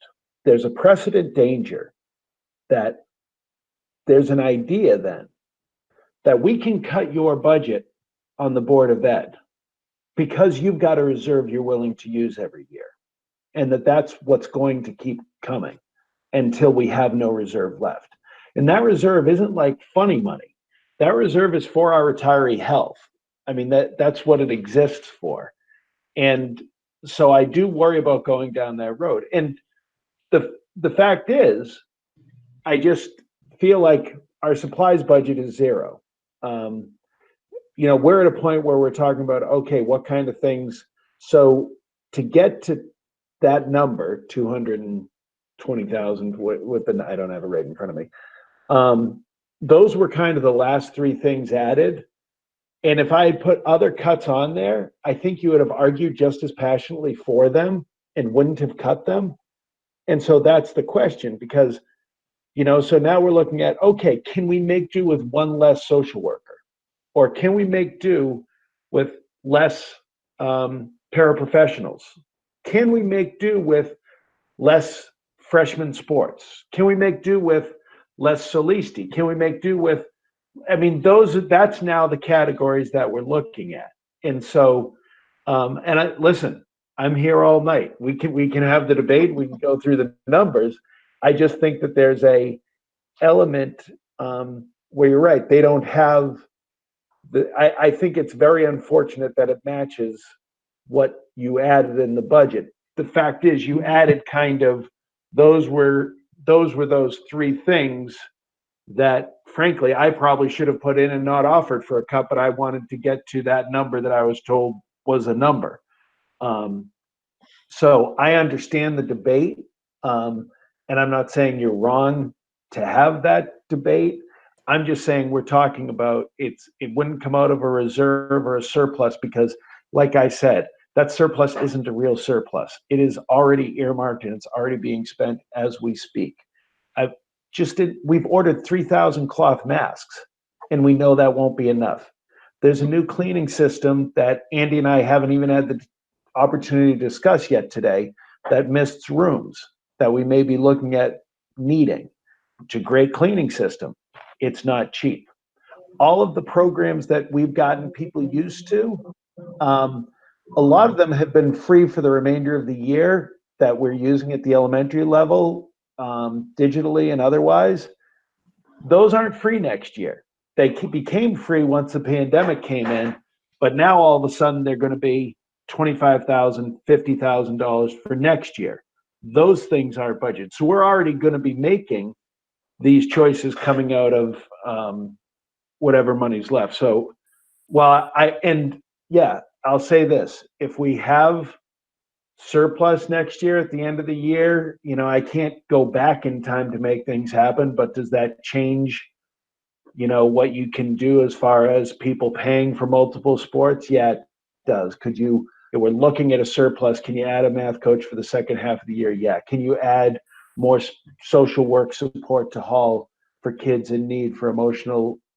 Yes, those are the kind of things you could add. I'll be on. I mean, when people ask me, what are you considering for next year? The answer is everything. Every single schedule is on the table. Every single addition, subtraction is on the table. So again, the budget is your purview. What you choose to spend that money on is your purview, but it's going to come from FTEs in one way or another, or it's going to come from I'm not even sure if it can come from the reserve. Liz, do you want to talk about that at all? Or was I right? I mean, you were right. And, which I had no doubt about, but you're right, particularly as it relates to the retiree health reserve. That's not something we've ever looked at before, nor would we in a normal circumstance. We're really kind of in an extraordinary time here, and we felt comfortable that this is what we needed to do for the upcoming year, but it is not something that I would want to tap into or feel comfortable tapping into any further. And one thing, that we'll talk about when Liz presents in June, which doesn't come up. So nutrition services, remember how we were so close, and Mark will remember, and maybe Lauren and people that have been here before, we were so close to nutrition services being bankrupt and that we were going to have to start allocating board money towards nutrition services. And then over the past 2 years, and Tim's done a great job, Tim Brzezinski, and we've made shifts. And all of a sudden we built that up so that account could pay for employees, so that account could pay for new refrigeration. So that account kind of takes care of itself. The past 3 months have blown through that surplus. So it doesn't show up as if, we've got a surplus here and people are thinking we have this surplus. I don't mean you. I think there's this general impression. But our nutrition services fund was just gutted. So that's something that next year's budget, we could be looking at, holy smokes, we've now got to allocate from general fund to pay for employees, to pay for new equipment in our cafeterias. Plexiglass, these are the kind of things. We have to install plexiglass hangers or in all of our offices, in food lines, depending on how they look like. So, Liz, I'm right about nutrition services, correct, in that fund? Yep, you are. We, over the years, as you know, we've been building that up, and Tim has done a terrific job. We have a reserve there. Unfortunately, this current year, between paying employee wages and benefits, which is the right thing to do, but not having revenue come in, we typically do 3,500 meals a day, and we're not seeing any of that revenue come in. So we expect to have a loss in that fund of probably 350 to 400,000 this year. And the existing reserves in the nutrition services fund will have to absorb that. And it really undoes years of surpluses there. And we'll have to come back from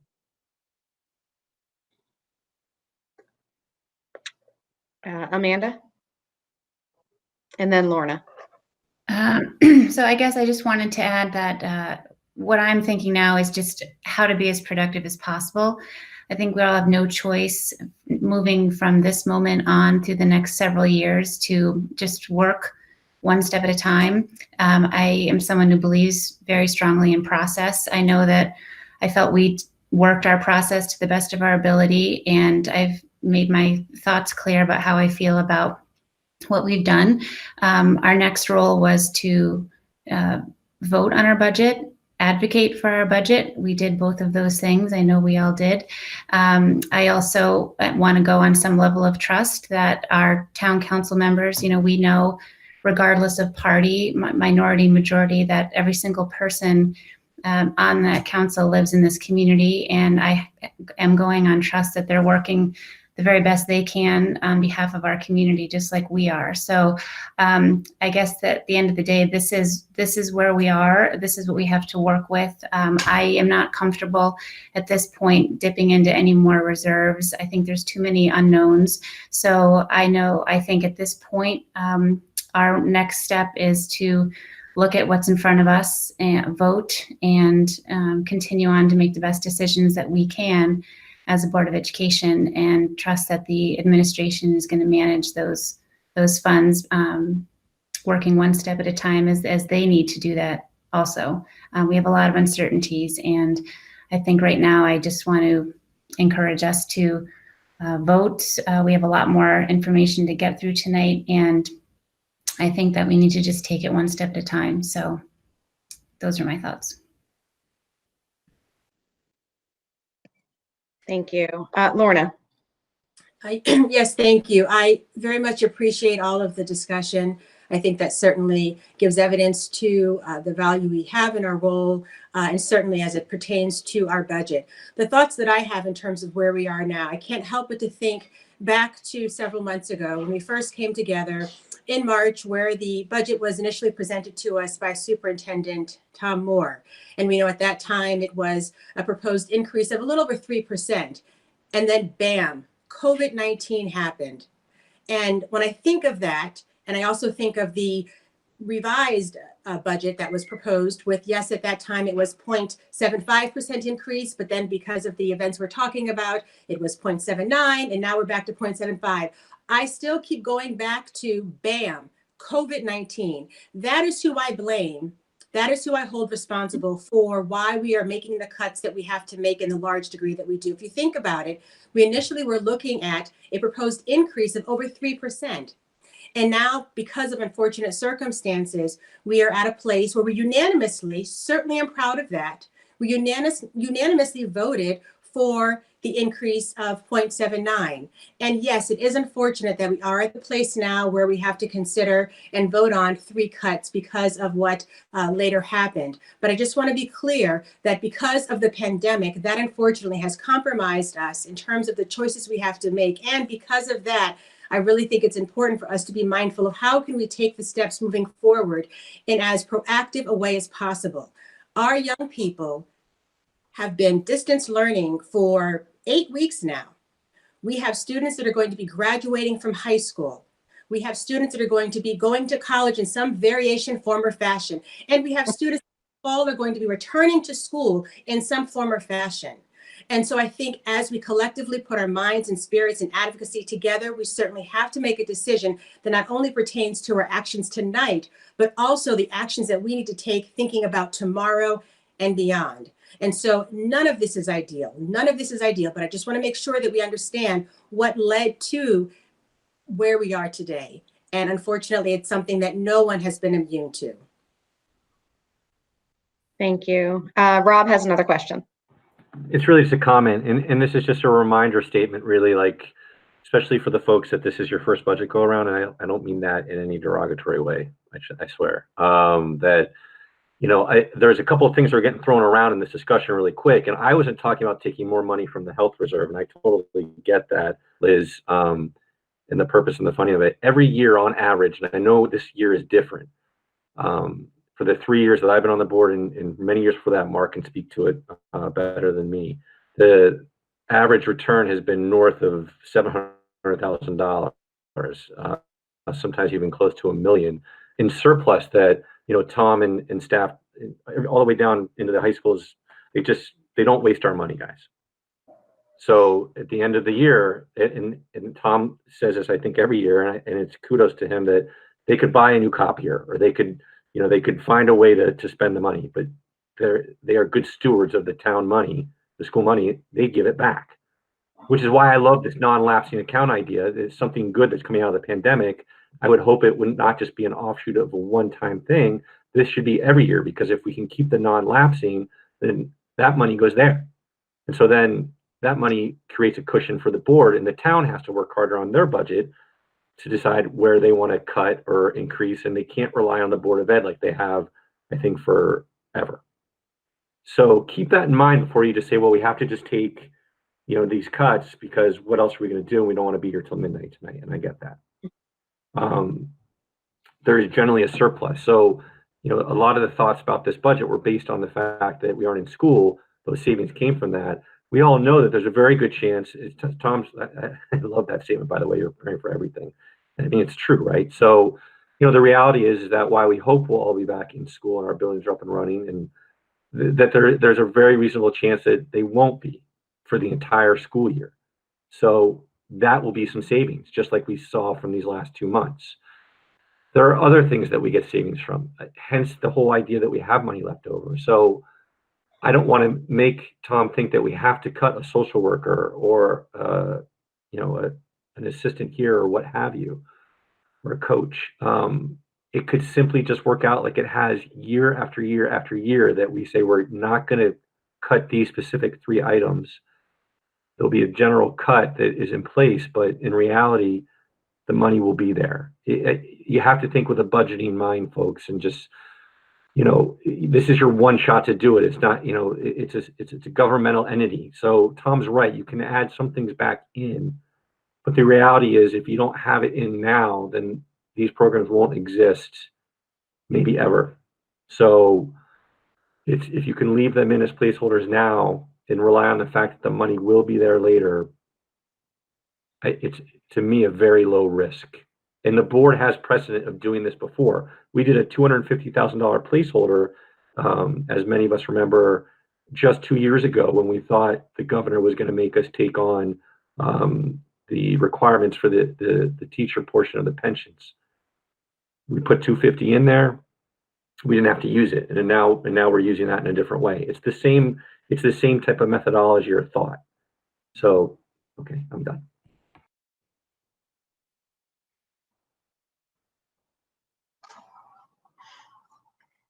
Other thoughts or questions on this? I have a couple of questions, but I want to see if anyone else has any. Tom, you mentioned that we could look partway into the school year, maybe November, December, and see where the budget appears to be going.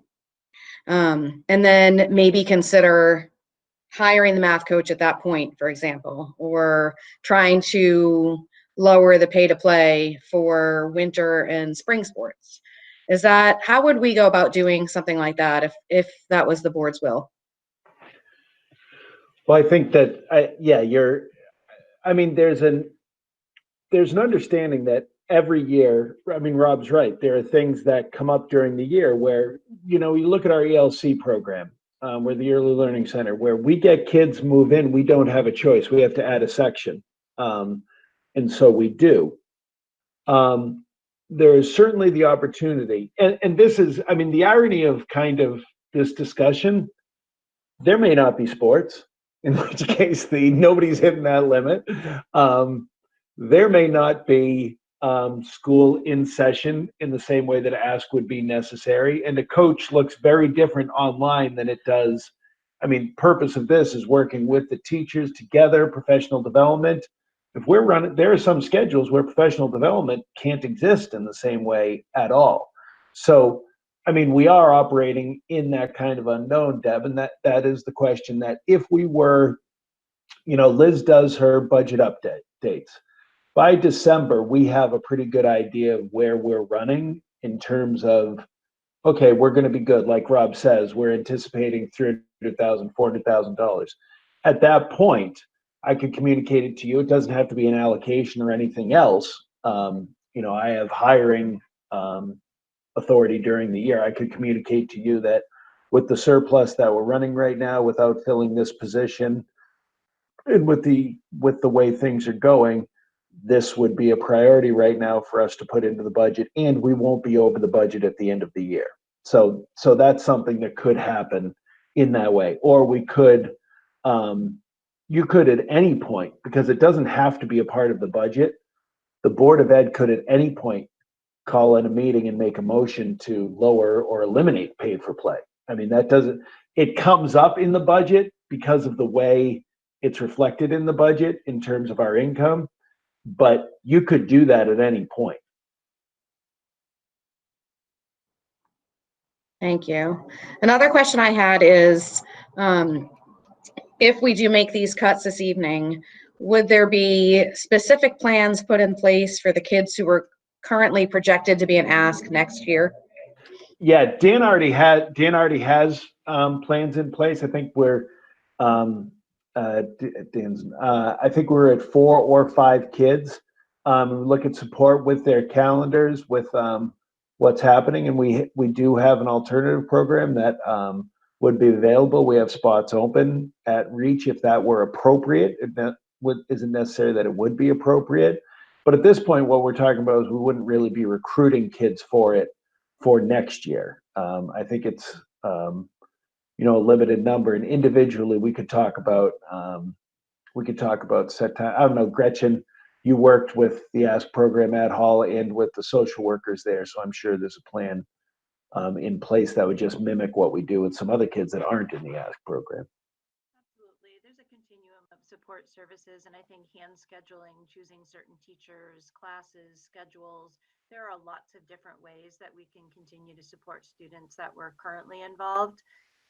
You know, including extending reach as appropriate. But I think especially after all of this, we're all about thinking creatively and problem solving individualized solutions. Okay, thank you. Yeah, and it's not to say that we don't find needs. You know, I think Ari made the point earlier. It's not to say we don't find needs. It means we need way more of these programs at a lot of our schools. For the social emotional toll that this is taking, and for the real academic hit and the gap that's going to exist after all of this. You know, we can talk about what a good job we're doing, and we are, but everywhere in the country, there's going to be a significant gap. Unfortunately, it's hitting the parts of the country that can least afford that gap in schools where there's high rates of poverty. So, you know, I think we will be talking for creative solutions whenever we do come out of this over programs that may have been replacing or looking a little bit different at a lot of our levels, from elementary to middle to high school, to meet kids' needs. And we're going to have to think creatively because kids are going to have significant needs going forward. I agree. I'll just say that our role as the Board of Ed is to set policy and a budget that we feel best serves our students and our families in town. And that's what we did when we passed this budget unanimously 2 weeks ago. And I want to thank all of the members of the board for a really robust and collaborative process, beginning all the way back in February, which feels like about 10 years ago by now, where we had, I think, very valuable conversations around the programs that we currently run, the values that we hold for our school system, and how we want to best serve our students and families. So a note of gratitude to all of you for that. This is certainly, it's, I think, 0.1% of our entire budget. And it's disappointing that we're not able to provide all of the services that we want to provide for our students going into next year. As we all know, we really don't know what next year is going to look like. And so there's a part of me that wants to be extremely cautious fiscally, and another part that says what's most important is to try to retain as much normalcy as possible and to surround our students with the services that they will need to help get back into normalcy moving forward into the fall.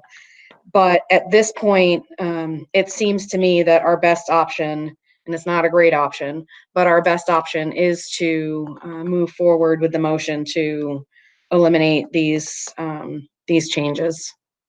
I say that with regret, but I don't see a better option at this point. I do think that we should keep an eye on our budget throughout the fall, and maybe we'll have more information then about what school looks like, what state and federal funding looks like, what our costs look like, whether we're running more buses or fewer buses, whether our nutrition services line item is going to be able to recover and stand back up on its own again, and a variety of other things that are just, it's like a black box right now looking ahead to the fall.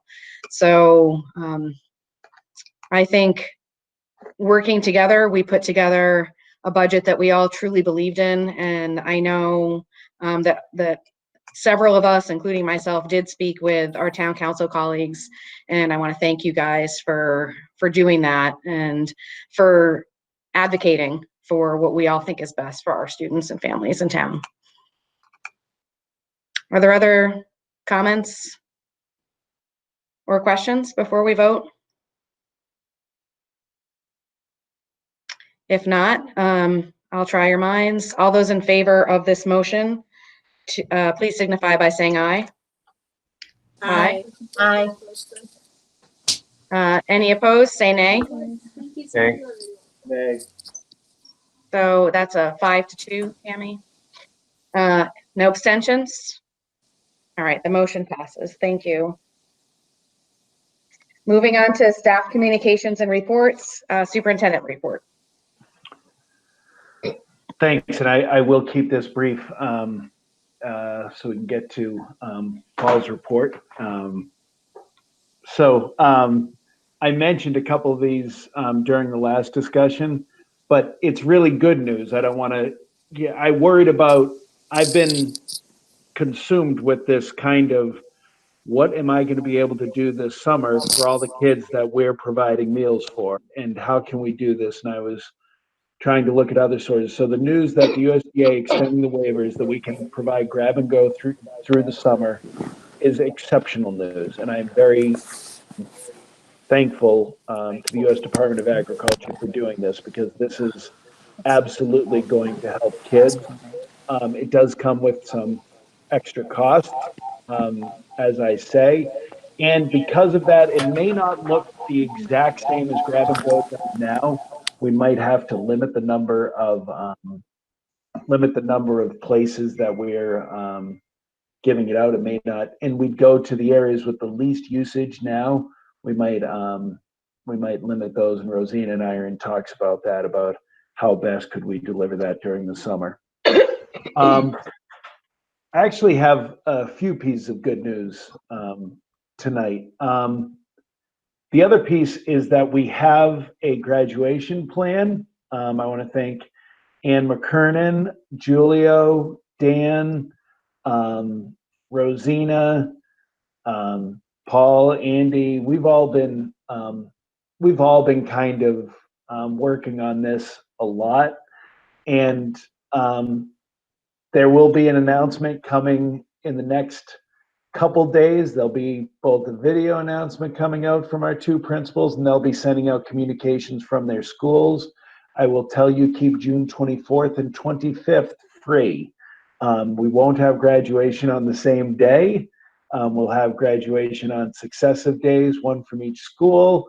We're signing contracts. Actually, they're signed, but there's a couple last minute details to work out, and I do want the kids to be the first to hear, so that Kenny and Isabella, you can tell people there's a plan in place. And I will say this, I believe it's a plan that people will, I think it is 100% absolutely the best that we can do.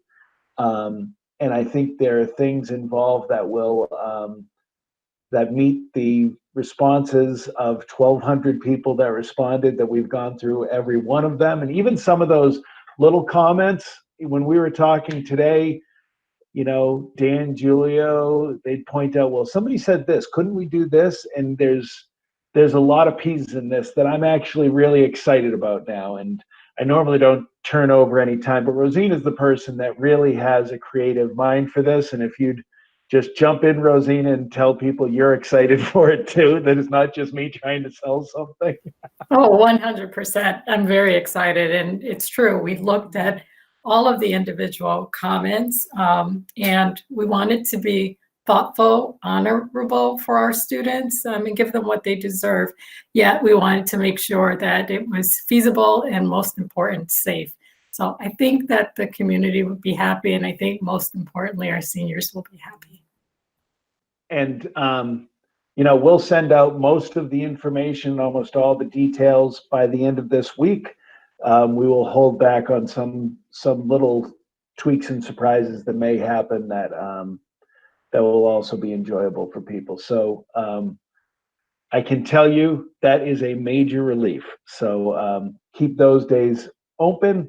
As such, Friday, June 12th will now be the last day of class for seniors. So we'll communicate that with them tomorrow. Friday, June 12th will be the last day of class for seniors. So a few weeks left as they move nervously, and there will be opportunities for our seniors, and whereas we might be physically distant, this will bring them together in a social way that I think we all need right now, and as a collective. So looking forward to that announcement, and Julio and Dan are working on it as we speak. So with that, that's all I have. I'll turn it back to you, Deb.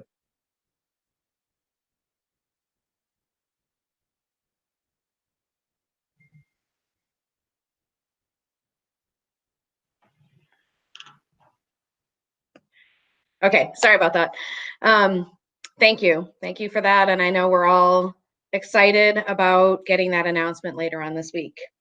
So now we're going to move to item B, staff reports and board discussions. And this is the profile and performance report, state metrics. And I'm going to ask Mr. Vicinas, Dr. Morrow, and Dr. Nelson to report. Good evening, everyone. Thanks for the opportunity to report.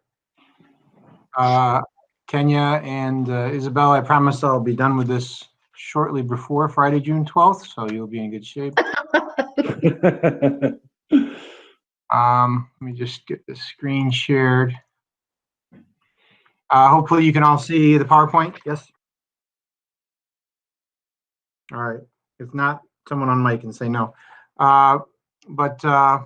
This is a report that we've given in the past each year around this time to coincide with the publication of the district profile and performance report from the state. So the agenda shows, and I will do my best to really hit the highlights here and really take questions and discussion to see if there are pieces of this report that you would like to know about.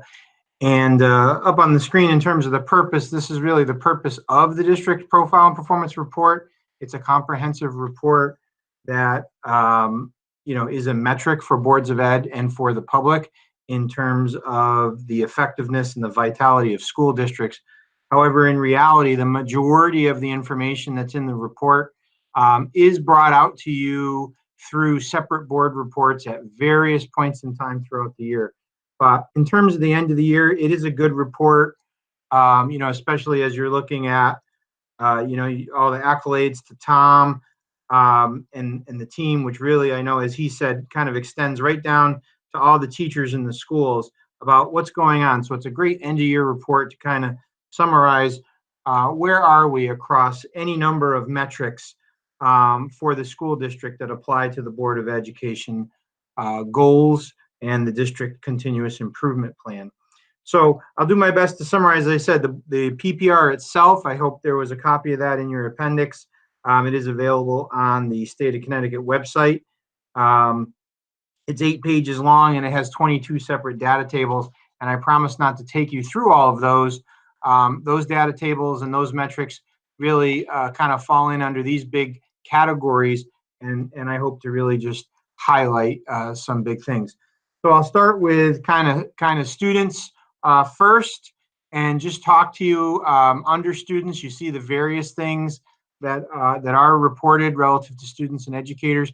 I'm just going to highlight enrollment as this is an ever popular kind of conversation. And we know that we've had a decline in enrollment.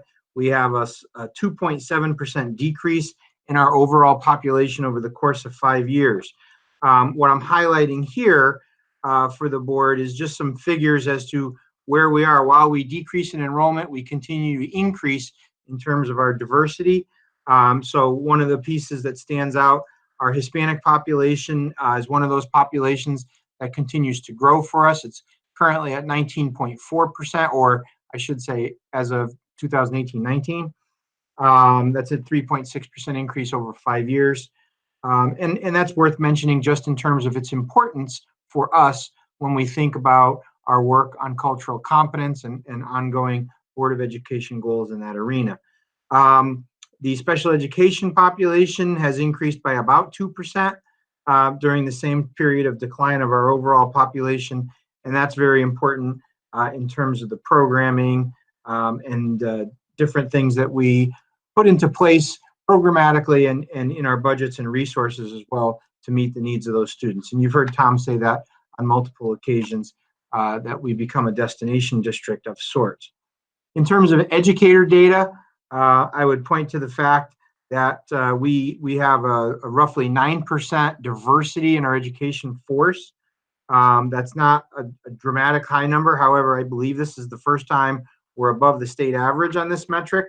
That is an increase of 2.5% over 5 years, which doesn't sound like a lot. So I turned it into 19 teachers. That's 19 teachers of color over a 5-year period. And what's interesting to note is that during that same 5-year period, we had a net decrease of 1 teacher. So if it were 5 years ago and we flashed forward, realistically, that's the amount by which we've increased our diversity. It's a tangible metric for our district focus in this area to increase the diversity of our staff. And also, I kind of point out that given that the teacher tenure years to retirement is 35, it's not to be unexpected that it will be a slow road and incremental growth in this area over time, which we have been showing. So that's a very positive highlight to point out. The next big section in this profile and performance report is all kinds of information on instruction and resources. And so I'm just going to highlight a few. And again, these relate directly to our board goals. The first is college and career readiness access, or what we'll often call the opportunity gaps. And this metric is measured by students who take 2 or more advanced placement, 2 or more career and technology, workplace experience courses, or 2 or more dual enrollment. And the interesting part about this statistic is you have to take 2 or more of one of those things. It's not like you can have 1 advanced placement course and 1 CTE course. You need 2 or more of the specific categories. We have had very, very good growth over a 3-year trend. We're up basically 18% with our juniors. We're up 12% with our seniors. We have favorable growth in all reported subgroups. It's just a great success story in terms of our encouraging students and our opening doors and really enabling students. I also take it as enabling students to see themselves wanting to take those courses in terms of our work with cultural competence. And it's not just access, it's achievement. The College and Career Ready benchmark for achievement is also a rigorous one. It is, but it narrows the field. So it is, did a student achieve benchmark on both literacy and mathematics on the SAT, or the ACT? Did they earn a 3 or higher on an AP exam? And we're at a 65.5, which is up 11 points over 5 years. We have remained 20 or more points above the state average on this, and we have made gains, 1-year gains, in most of our subgroups, dramatic gains among economically disadvantaged students, almost 22 points. And I think that's really evidence of a couple of things. That's evidence of a positive move on the part of the state to make the SAT available free to all students as our high school state assessment. And I think it's obviously also a reflection of our work in the district in terms of promoting college and career ready coursework to include AP and UConn ECE and things of that nature. Moving on to performance and accountability, this is really kind of a very, very fast overview of the reports that you get from me in the fall on our state testing. It's measured slightly different in terms of a district performance index, a DPI. The target for that is 75. And just to give you some context as to what that means, the district performance index, or DPI, is a score that ranges from 0 to 100. A score of 100 would mean that every single student in the district was exceeding grade level standards. They were all, above their own grade levels for testing. A score of around 65 would mean that all students were at the grade level target. They were at that threshold. They had essentially made goal. The target of 75, therefore, demonstrates that this is a very rigorous target, and that it would place all students very comfortably in the goal range. And so our district numbers for ELA and for mathematics are reported here. We continue to have meet target in ELA as we have for a number of years. We have flat scores. Flat scores are not bad when you continue to meet that rigorous target. And we continue to have incremental growth in math, this year achieving a 70.6. I believe it's the first time as a district we've hit that level. It's also the very first time that we've had no achievement gap outliers. An achievement gap outlier is taken when you measure what is the difference between the high needs subgroup and the district overall. And is it an outlier from the state average, mean plus a standard deviation? And we have continued to narrow that gap for 4 consecutive years in math, 3 consecutive years in ELA, to the point that this year it is not an outlier. And over the last 3 years, as you can see at the bottom of the chart there, we've essentially narrowed that gap by about 2 points over 3 years. So that's a positive measure for us in terms of that very important board goal and a reflection of our efforts. In addition to achievement, as you know, the tests that we use measure growth. We measure growth in grades 4 through 8. And I think you've heard me talk about this in the past, that growth, it's a very rigorous goal. Growth is measured using a DPI score from 0 to 110 for students. And you can get 110 if you exceed your individual growth target. It's the growth target that's the hard thing to hit, because the growth target is based on the 60th percentile, which means that they looked at in the baseline year all the values of growth that kids made, and they said, all right, we're going to make the goal the value that the highest 60% made. So essentially, we're going to sort of set the system up so that on average, 40% of kids may not make their goal. And that's why when you look across the state and you look at scores for growth, you see scores that are generally in the 60s.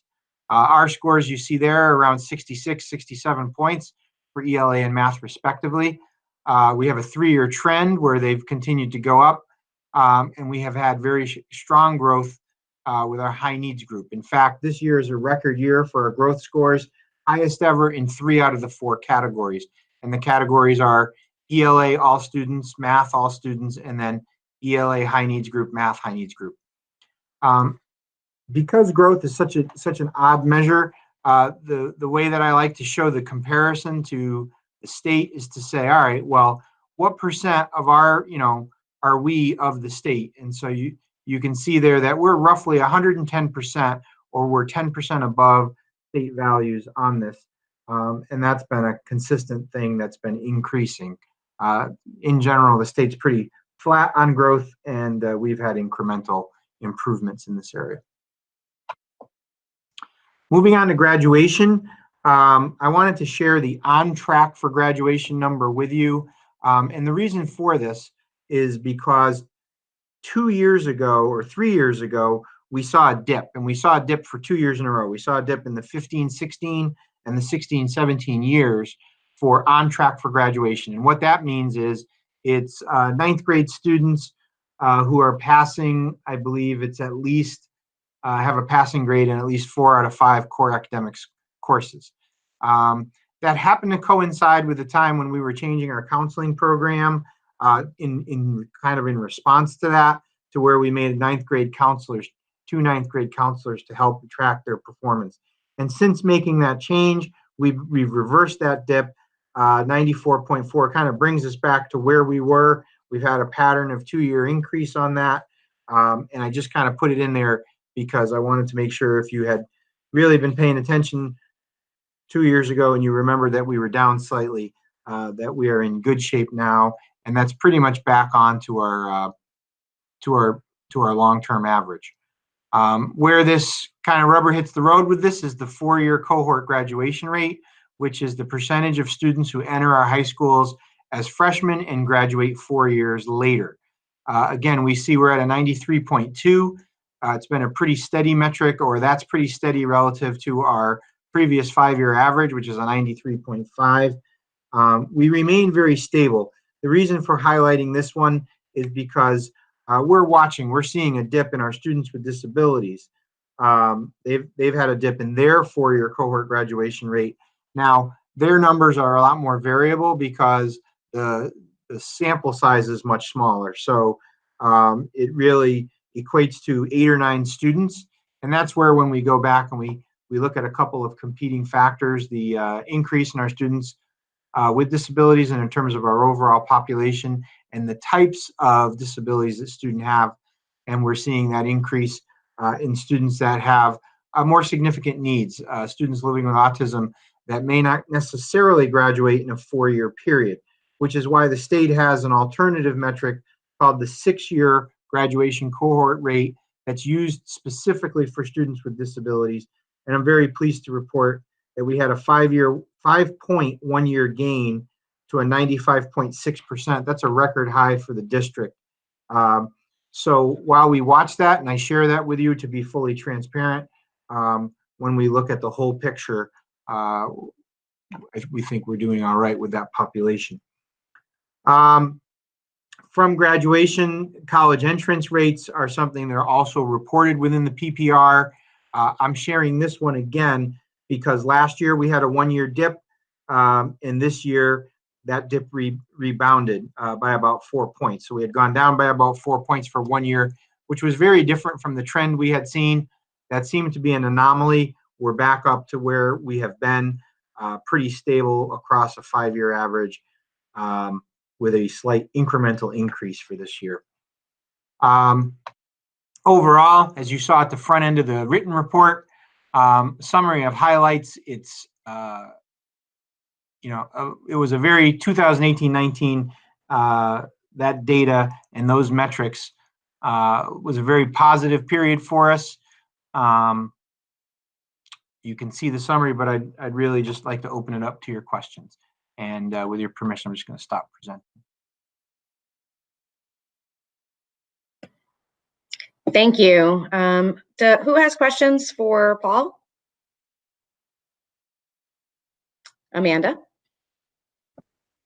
I don't have a particular question because I went over the information carefully before tonight's meeting. So, but in the highlights, I just want to say it just reminds me over and over whenever you talk about your data is that you make really good decisions based on data. So when you're talking about how you're tracking it, and that especially the dip when you put in the 9th grade teacher, the 9th grade counseling changes for a very specific reason, and then you are responsible with tracking it, measuring it, and reporting back. And I always appreciate how you use data. It's meaningful, and I think particularly in budget season, that serves the district very well.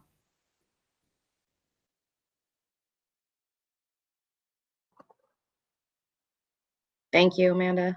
Thank you very much. Anyone else?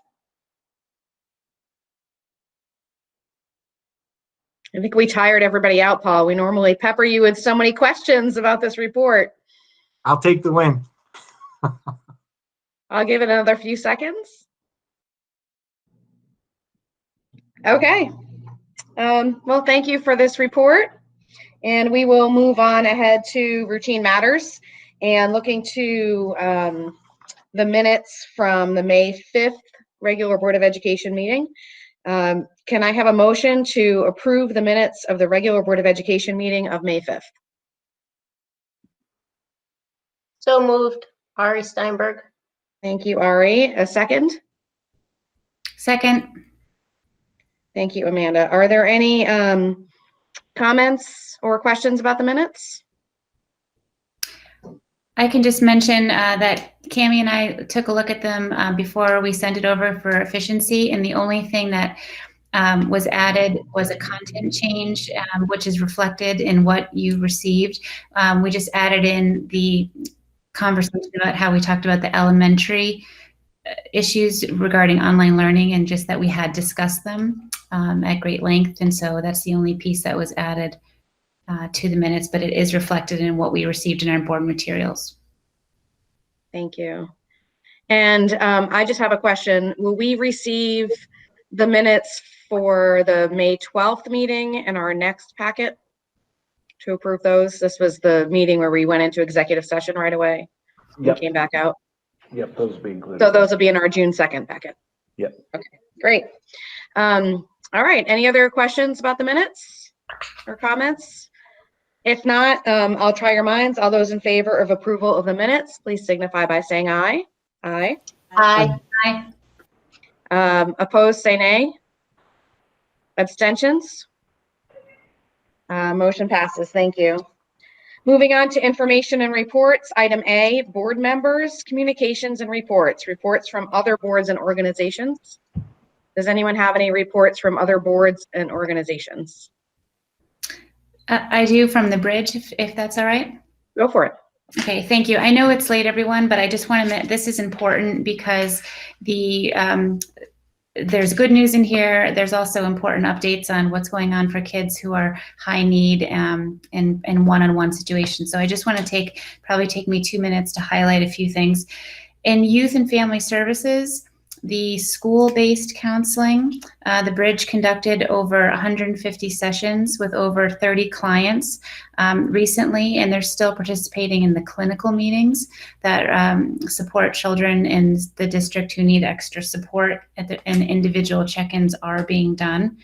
Their school-based therapists are also participating in strategy meetings for students, and they're also participating in the planning for district support of both teachers and families that are related to anxiety coming directly out of the COVID situation. So there is an extra support for the district coming from the Bridge in those areas as well, which is important for parents to be aware of, as they may not always see the extent to which some of those things go on behind the scenes. From the mentoring standpoint, kids who normally would have been in need of receiving some support from mentors during their school day, middle and high school. There are 49 virtual mentoring sessions took place just in the month of April alone. So again, those are the adolescents, which is really important. At Hannock, over in the Hillside area, Hillcrest area, the elementary girls group restarted in April. They've had a couple of sessions. There's 2 groups, Sisterhood and Kids. Kids stands for Kids in Divorce and Separation. So these are children who were already receiving some group support if their families were going through divorce or separation. They're not meeting as a group, but they are getting individual check-ins. So that support's going on as well. The Bridge hosted the West Hartford Children's Network on April 28th. Jillian Gilchrist was a guest speaker, and the content that evening was specifically to talk about special needs education and what the needs are at this time as a support. The Teen Center, which is run out of the Elmwood Community Center, typically had 12 virtual group sessions, including 5 leadership group sessions during the month of April, and with 67 regular Teen Center attendees. So these are a lot of our high school students, a significant number of boys. There's weekly, bi-weekly, and monthly check-ins going on based on family preference. So there's a lot of one-on-one stuff going on there. They're also talking a lot about what to do for summer, talking about what they can do for teens throughout the summer to keep them engaged for the kids who normally would have gone to the teen center. The clinic is something different. The Family Resource Center, which is run right out of Charter Oak, has been distributing gift cards to families who need it. And the Parent Leadership Training Institute, this is most of our community leaders, the leaders of our parent-teacher associations, many of our community leaders across the board. They come from this group in most occasions, and they have continued to meet regularly, and 21 parents will graduate from this 20-week program, and that's going to take place on June 3rd. So the fact that that's still happening and people are still attending is very significant, because these are the adults that are going to go on to help lead the things that are going to help us lead out of this crisis. So that's happening on June 3rd. English for Families and Futures, that's a group that is also run out of the Family Resource Center in conjunction with West Hartford Education. So people for whom English is a second language, that is going on. There's a lot of parenting classes and virtual personal visits going on for enrolled families. They're still continuing to meet, which is important. And our parent educators are still providing parent education for FRC families, including additional families who they might not necessarily have been meeting with. And the Circle of Security program, which is an 8-week intensive parenting program, that's co-facilitated actually by Isabella, by your mom and another staff member, that all 7 parents who originally, or grandparents who originally enrolled in that, completed the program. So that those are services that have gone uninterrupted. Peace Place deals a lot with our 3 and 4-year-olds. There's a lot of work still happening there, singing, reading, things going on via FaceTime once a week. The FRC staff created a survey that's a needs-based survey that went out, and they're responding to those needs directly. There's reading things going on for preschool children once a week.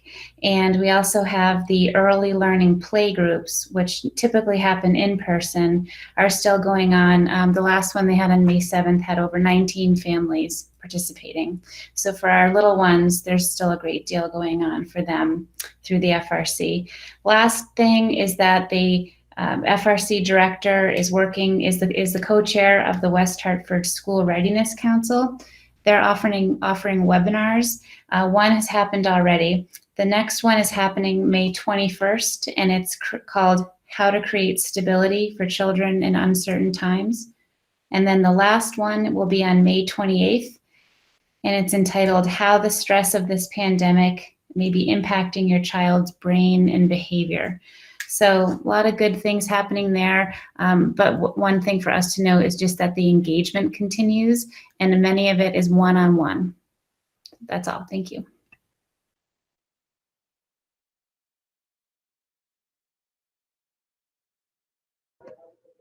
Okay, thank you. Lorna. Yes, thank you. Just a brief update regarding the Foundation for West Hartford Public Schools. Just want to say that although West Hartford cooking did not take place, the committee is certainly still very much invested in supporting our school system and helping to support and raise funds. In spite of, again, the largest fundraiser that did not take place, please do consider contributing to the Foundation for West Hartford Public Schools, because those funds help support our students. I will say that recently the board agreed to match funds that were received in response to Giving Tuesday. The board did support matching those funds to go back to the school system in light of the pandemic and in light of all of the funds that have been needed to support the initiatives, whether it be the the lunches that have been supplied and other areas where funds have been needed. So certainly want to thank the West Hartford Foundation for that. And please do consider giving to them if you are able. I also want to give a shout out to former PLTA to the class of 2020 with your upcoming graduation on June the 3rd. Thank you, Amanda, for sharing that, and congratulations again. Thank you. Others? I'll just note that last night at the town council meeting, there were established 2 special advisory committees to help with the reopening and recovery phase. And one of them, the Special Advisory Committee on Social and Community Recovery, will intersect with a lot of the work that we do here on the board. And so we are going to have a board liaison serve on that Special Advisory Committee. So hopefully at our next meeting, we will have a report from that Special Advisory Committee. So PLTI, I'll also make a comment that, one of the great parts about our board is that Lorna went through that program, and we're just so happy to have you with us. And I know that going through the PLTI program was a great motivator to getting you to run for office. So thank you for that. Any other reports from boards and organizations? If not, we're going to move to other information and discussions. And this is when I will share with the public that this is Rob's last meeting. So we're going to miss you, Rob. And does anyone want to say anything about Rob? I know lots of us do. Nobody wants to say anything. Have a great night. No. Thank you. I'll start. Go ahead, Amanda. Rob, I just want to say thank you for your service. Being newer to the board this year, you obviously were on making changes that benefited my own children. And I know that you work with your whole heart. You take this work really seriously. And I just want to let you know that I recognize and appreciate that. And I just thank you for all you've done. And I understand your decision and respect it. But we're going to miss having you on the team. Thank you. We'll go to Mark. Hey, Rob, I appreciate your very hard discussions that we had at the board. You were upfront and honest always, and I appreciate that. And we're going to miss that. Those tough questions, I think we're going to miss. And I appreciate your ability to be able to ask those tough questions and then deliberate afterwards. Those aren't easy things to do, and I appreciate you taking the lead on those kind of things. And also, I know you're leaving the board. You've developed some more potential business on your end, and I just want to wish you the most success on that. And as you make your business larger, I just want to give you kudos and the most success on that end as you possibly can have. I know these are trying times to try to do anything after, not to sell houses or buy them or anything, or just do anything. But I just wish you the most success in your business world, and I know you do well. And the value that you added with the perspective that you had to the board, giving your insight, I do appreciate that. And I know the board appreciates that. And we've had made better decisions because of you on the board. So thank you for your support to the community, the teachers, the students, and we will miss you. And thank you. Thank you. Sean? I switched to a new computer. Can you hear me? Yeah. All right. Thank you. Hey, Rob, I just wanted to say thank you for your service. I'd never realized how much time actually goes into this until I started. I started watching you a few years ago when you joined, and definitely inspired me to get involved. I don't know if you realize that or not. We've never really spoken candidly, but I know I've certainly enjoyed how candid you and Tom were, so I'm going to miss seeing you two go back and forth. That's always been a joy for each and every meeting for me. Anyway, I wish you the best of luck, and thank you again for all the time you've put into this board. And just lastly, I think we agree on a lot of things, and things even you've said tonight were things I was exactly thinking. So I'm definitely going to miss that. Thank you. Thank you. Ari? So Rob, I just, again, want to reiterate, thank you for all the time that you put in. As a board member, obviously we have not always agreed on issues, but I really respect the way that you can agree to disagree on things in a really respectful and genuine manner. And the fact is that regardless of whether we agreed or not, I always knew that your reasoning and the rationale behind it was always in the best interest of our students. So in that regard, we were always on the same page. The details and specifics might be different, but I always knew that that your heart was in the right place. The other thing is, I don't know who's going to replace your chair because you're my neighbor, you're next to me. But just know that you will be missed, and I will be sad that you're not sitting next to me. Lorna? What Ari last said is a good segue to my comments. Rob, very much going to miss you. As Deb can relate, we were all running mates together, maybe in different sides of the aisle, but nonetheless, we all were running at the same time. And for that reason, you will hold a special place in my memory. In terms of what Ari made reference to, for the first year, you were sitting to my left in the meetings. I'm not singing the Beyonce song, to the left, but you... That was a little corny, but that was for you, Rob, to be corny. You were to the left. I very much enjoyed having you there during our meetings, having discussions, intense debates. And as Ari made reference to, even if there were moments where we agreed to disagree, it was at least done with a sense of integrity and purpose. And I very much respect you for that.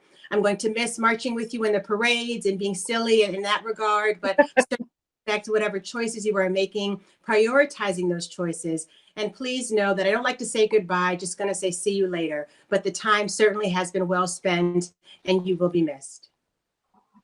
Thank you. Rob, you and I met while we were pole standing at King Philip the year that we both were running in 2017, which was pretty much the worst weather that exists for pole standing. It was raw and rainy and windy all day long. And throughout the entire day and evening, you remained friendly and upbeat, and the weather didn't faze you at all. And so that's how I got to know you while we stood there and chatted with our neighbors. During our time on the board together, you and I both served on policy committee, and now we're both the financial examiners. So we've had a little bit of time on subcommittees together, and I feel that we bring different perspectives to the board, but as has been said by others, I feel that we share a commitment to doing what's best for our students and our families in town. So I want to thank you for your service and hope to see you around the neighborhood. 14 hours. It was cold and miserable. Well, let me just take 2 minutes. I know it's late and everybody wants to go. I mean, God, I didn't expect any of that. And why do you all have to be so damn nice? So just real quick, Sean, I appreciate your comments. Feel free to take up the battle with Mr. Moore. He needs to keep someone to keep him in check, and you seem more than well positioned to do that. I'm not worried that he'll have someone that will definitely get in his goat sometimes. But UMass strong, I'm sure he'll be fine. And Mark, thanks for the kind words. Yeah, I mean, you know, you're the elder statesman here, and I don't know how you have the intestinal fortitude. I was just hoping for 4, and you're going. I don't know. When you finally give up, your chair should be bronzed or something like that. It needs to be something better than just what the typical departure is. And Lorna, I'll miss your speech this year in person. I'm bumming about that. I really enjoyed the graduation with you last year. That was a great bonding moment. I'll never forget it. Amanda, our recent conversations was really wonderful. Your dedication is obvious. Ari, same for you. You're just all really a nice bunch of people, which I don't think is always the case with the 7 people here. There are personality clashes, so it does seem like a kinder, gentler Board of Ed, and I don't think that's a bad thing. You know, I mean, you're right. People are going to have different opinions, and as Tom likes to say, and it's one of my phrases I've adopted from him that I love, good people can disagree, and that's okay. You know, at the end of the day, you walk out of the room, and you know, we're all the same people that care about the schools, and I don't walk away lightly. It was a tough decision to make, but I know it's the right decision for my work and my family.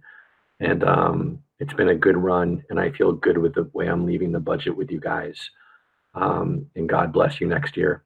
So with that being said, Tom, senior staff, you guys know, I think you guys do a great job. It doesn't go without saying that you do put in yeoman's work, and you know, at least you get paid. I just had to dig that one time.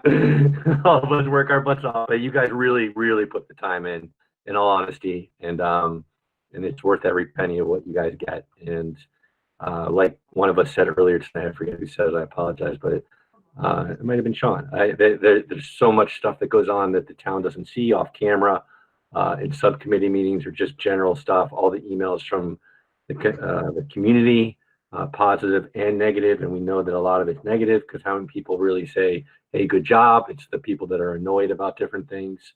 And just know that while there are people on the right and the left that are frustrated with you, there's a whole lot more of us in the middle that aren't. And that goes for you guys on the board too. We can disagree, but overall, I think it's a great job being done. And just keep up the good fight, and I'll be watching.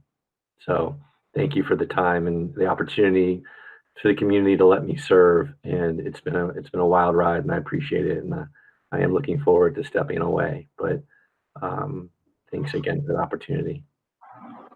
Thank you. Rob, you can always remember that you will be probably, I hopefully, you'll be the first and last person that has been given a goodbye on video. I hope this, in true sense, I hope this never happens again. So I would agree. That would be wonderful. You've got this legacy, and I hope this never happens again. Yeah. All right, we're going to move to non-staff communications and reports from student board representatives, and we'll start with Kenya this evening.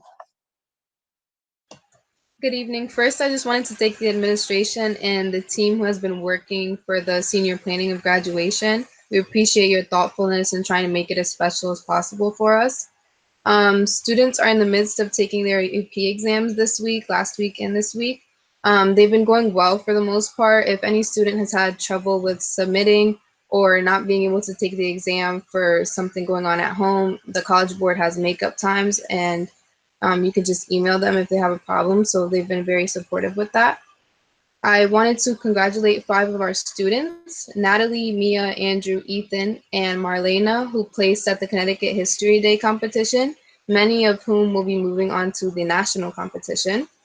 Last Wednesday, Conard hosted a virtual college, community college fair where the college application process was addressed, followed by questions. The West Hartford Public School Counseling Department also hosted the State of College Admissions webinar yesterday, discussing the admissions process and colleges' response to the pandemic currently going on. So for parents of rising juniors, there are definitely resources for you and your students.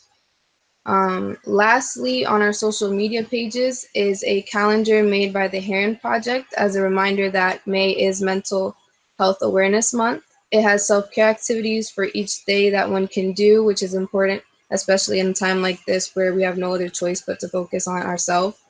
I hope we implement them in our daily routine every day and not just this month. Have a great Memorial Day weekend, and please stay safe, follow social distancing protocols. Thank you. And you as well. Isabella. Hello, everyone. So last week, there were emails sent out to parents about selecting pass-fail classes for individual classes, so that information is being communicated. On Hall social media, we're continuing to present awards via social media that would have normally been presented at an awards ceremony at the end of the year in person. So this week are department awards, next week are scholarships, and last week we honored book prize recipients. So check it out. It's pretty cool to see everybody getting recognized for their hard work on Instagram and Facebook and Twitter. So take a look. And tomorrow, the Hall PTO is sponsoring a Zoom webinar called Resilience Fast Skills for Parents of Teens. It's from 7 to 8:30, and it's hosted by Dr. Maria Sorois. So that'll be cool. The Hall Athletics Instagram page is doing senior recognition as well, recognizing seniors whose seasons got cut short. And as Kenya mentioned, we have our AP tests, they're wrapping up. I personally have 2 left, so still in it, but yeah, so that's happening this week too, and last week.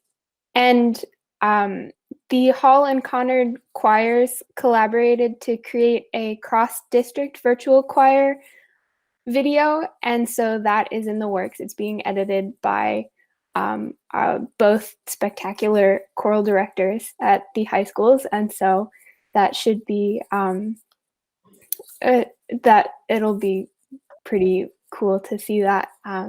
Another way that we're coming together in this time of physical distancing. And I'm very excited to hear about graduation, so I'll keep my eyes and ears open until that's announced later this week. So thank you very much. Thank you, and I can't wait to hear the combined choir. I've really been enjoying the choir performances that have been put out there. Just a follow-up question, Isabella, who at Hall won the Philip T. Freemer Scholarship? I think that was me. There you go. Congratulations. Thank you so much. Thank you so much, Isabella and Kenya, and recognizing that this is almost your last meeting as well. So under future business, we have the announcement of our future meeting date singular, and that is Tuesday, June 2nd at 7 o'clock and via our trusty Google Meets. That will be our last regular board meeting of this school year. So then after that, I'm sure we will still remain in close contact and communication throughout the summer, but that's our last regular board meeting. Is there a request for future agenda items? If not, oh, yes, Mark.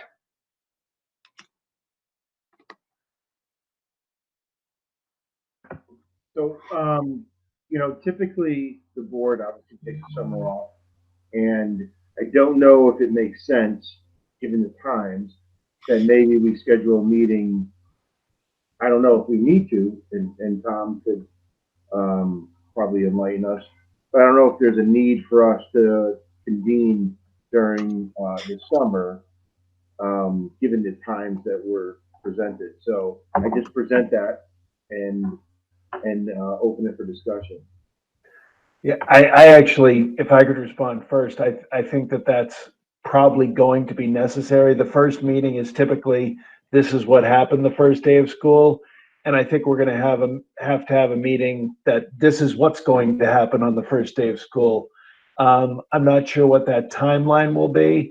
I was on a call with the Commissioner of Education last week with all the superintendents in the state and with the Department of Public Health. And the difficulty right now in planning, and I've said this before to people, frankly, for West Hartford to make a plan, Glastonbury to make a plan, Avon to make a plan, Hartford to make a plan, Bridgeport to make a plan, all doing things separately, it just doesn't make a whole lot of sense. There has to be some overall guidance. And I will say there's an informal grouping of superintendents who were on the phone with each other constantly about a lot of the things, including some of the things about graduation and other topics that have been really helpful. Once we get some of those guidelines, and I'm hoping it's not as late as August. I'm hoping it's earlier than that. We're going to be able to kind of push forward with the decision. And this isn't about operating not in transparency. I'll be completely transparent with everybody. We are literally planning for 10 different scenarios around the start of school. We will be communicating with parents to find out some information about things. We've done little reach outs that people may not be aware of because they might not be a part of that focus group where we've spoken to. I mean, Gretchen's done this a lot with a smaller group of parents that are impacted this way. And okay, what's the response going to be? Some schools have done some mini surveys. We've done some surveys about graduation. You're going to see some more as the year goes on, not necessarily surveys like a vote. And that's the problem. We're talking about something so massive that to do it by committee doesn't necessarily work. It's more to get information. If the current state of affairs stays the same, is there a number of people that will not send their kids back to school? And what does that mean legally? And what does that mean in terms of the state? Okay, so that's by choice. Then we also know there's a number of people, that's an N, that feel like it's too much of a health risk and they would have medical reasoning. We still don't have guidance from that in terms of the state. We're going to provide everything we can to families who understand the difference. So I think Mark's idea, because next week at the last board meeting, we're going to do a presentation just like we did when we first came back from COVID with the people that are leading that, the members of my executive team, where we give an update on where we are right now. And I'll probably be a little bit more specific about what everything means in terms of different scenarios, if I can. But here's what I keep telling people. I expect in August that we'll redo the schedules in August after having been all done with them. I expect there will be teacher movement in August, not just grade level, but possibly building to building. Because we have, the one thing I know is we're going to have to be really flexible this summer. And we've had to be flexible over the past few weeks and few months. And this summer is one of, it's just, we're going to have to be really nimble. So I do think, Mark, that that's appropriate. I would say whether we want to, it's one of those things we don't actually have to set it right now. You can have an emergency summer meeting basically within 48 hours notice. You want to give notice to people ahead of time, and we want to, make sure all of our schedules kind of fit. So we can certainly talk about that and do that during the summer. That's up to you guys. I just want it to be late enough that I'm not telling you plans that have 2 weeks later are out of the blue, but we could do more than one also. So whatever you guys think. But As I a agree with follow-up question, Tom, you mentioned that we might need to think about extended school year for a certain population of our students. We're going to need to learn a little bit about summer school. Will you be addressing those items at our June 2nd meeting? Yes. Yes. Okay. So we should maybe try to plan to have a meeting at the end of July or so, somewhere like that. I think that we might want to give a couple dates. I'll be honest, I don't think at the end of July I'll be able to give you much. It so much depends on when the state gets me information, and I'm hearing different things, but I'm hearing the beginning of August. And I think we'll have enough contingency plans that once I get directives, assuming I get them and hoping I get them, we'll be able to move forward pretty much immediately after that. So we might want to set a couple dates informally amongst the board members so that you all know if we can hold these dates. And the fact is, we all know how to sign into a meeting virtually now too. So if somebody's away, being in person may not be as critical, but certainly I would say early August would be a fair time. Yeah. So I think that makes a lot of sense, and we can talk later on about scheduling a meeting for August. All right, great. And any other requests for future agenda items or discussion around this topic? Comments from visitors. Do we have any visitors remaining on the line with us?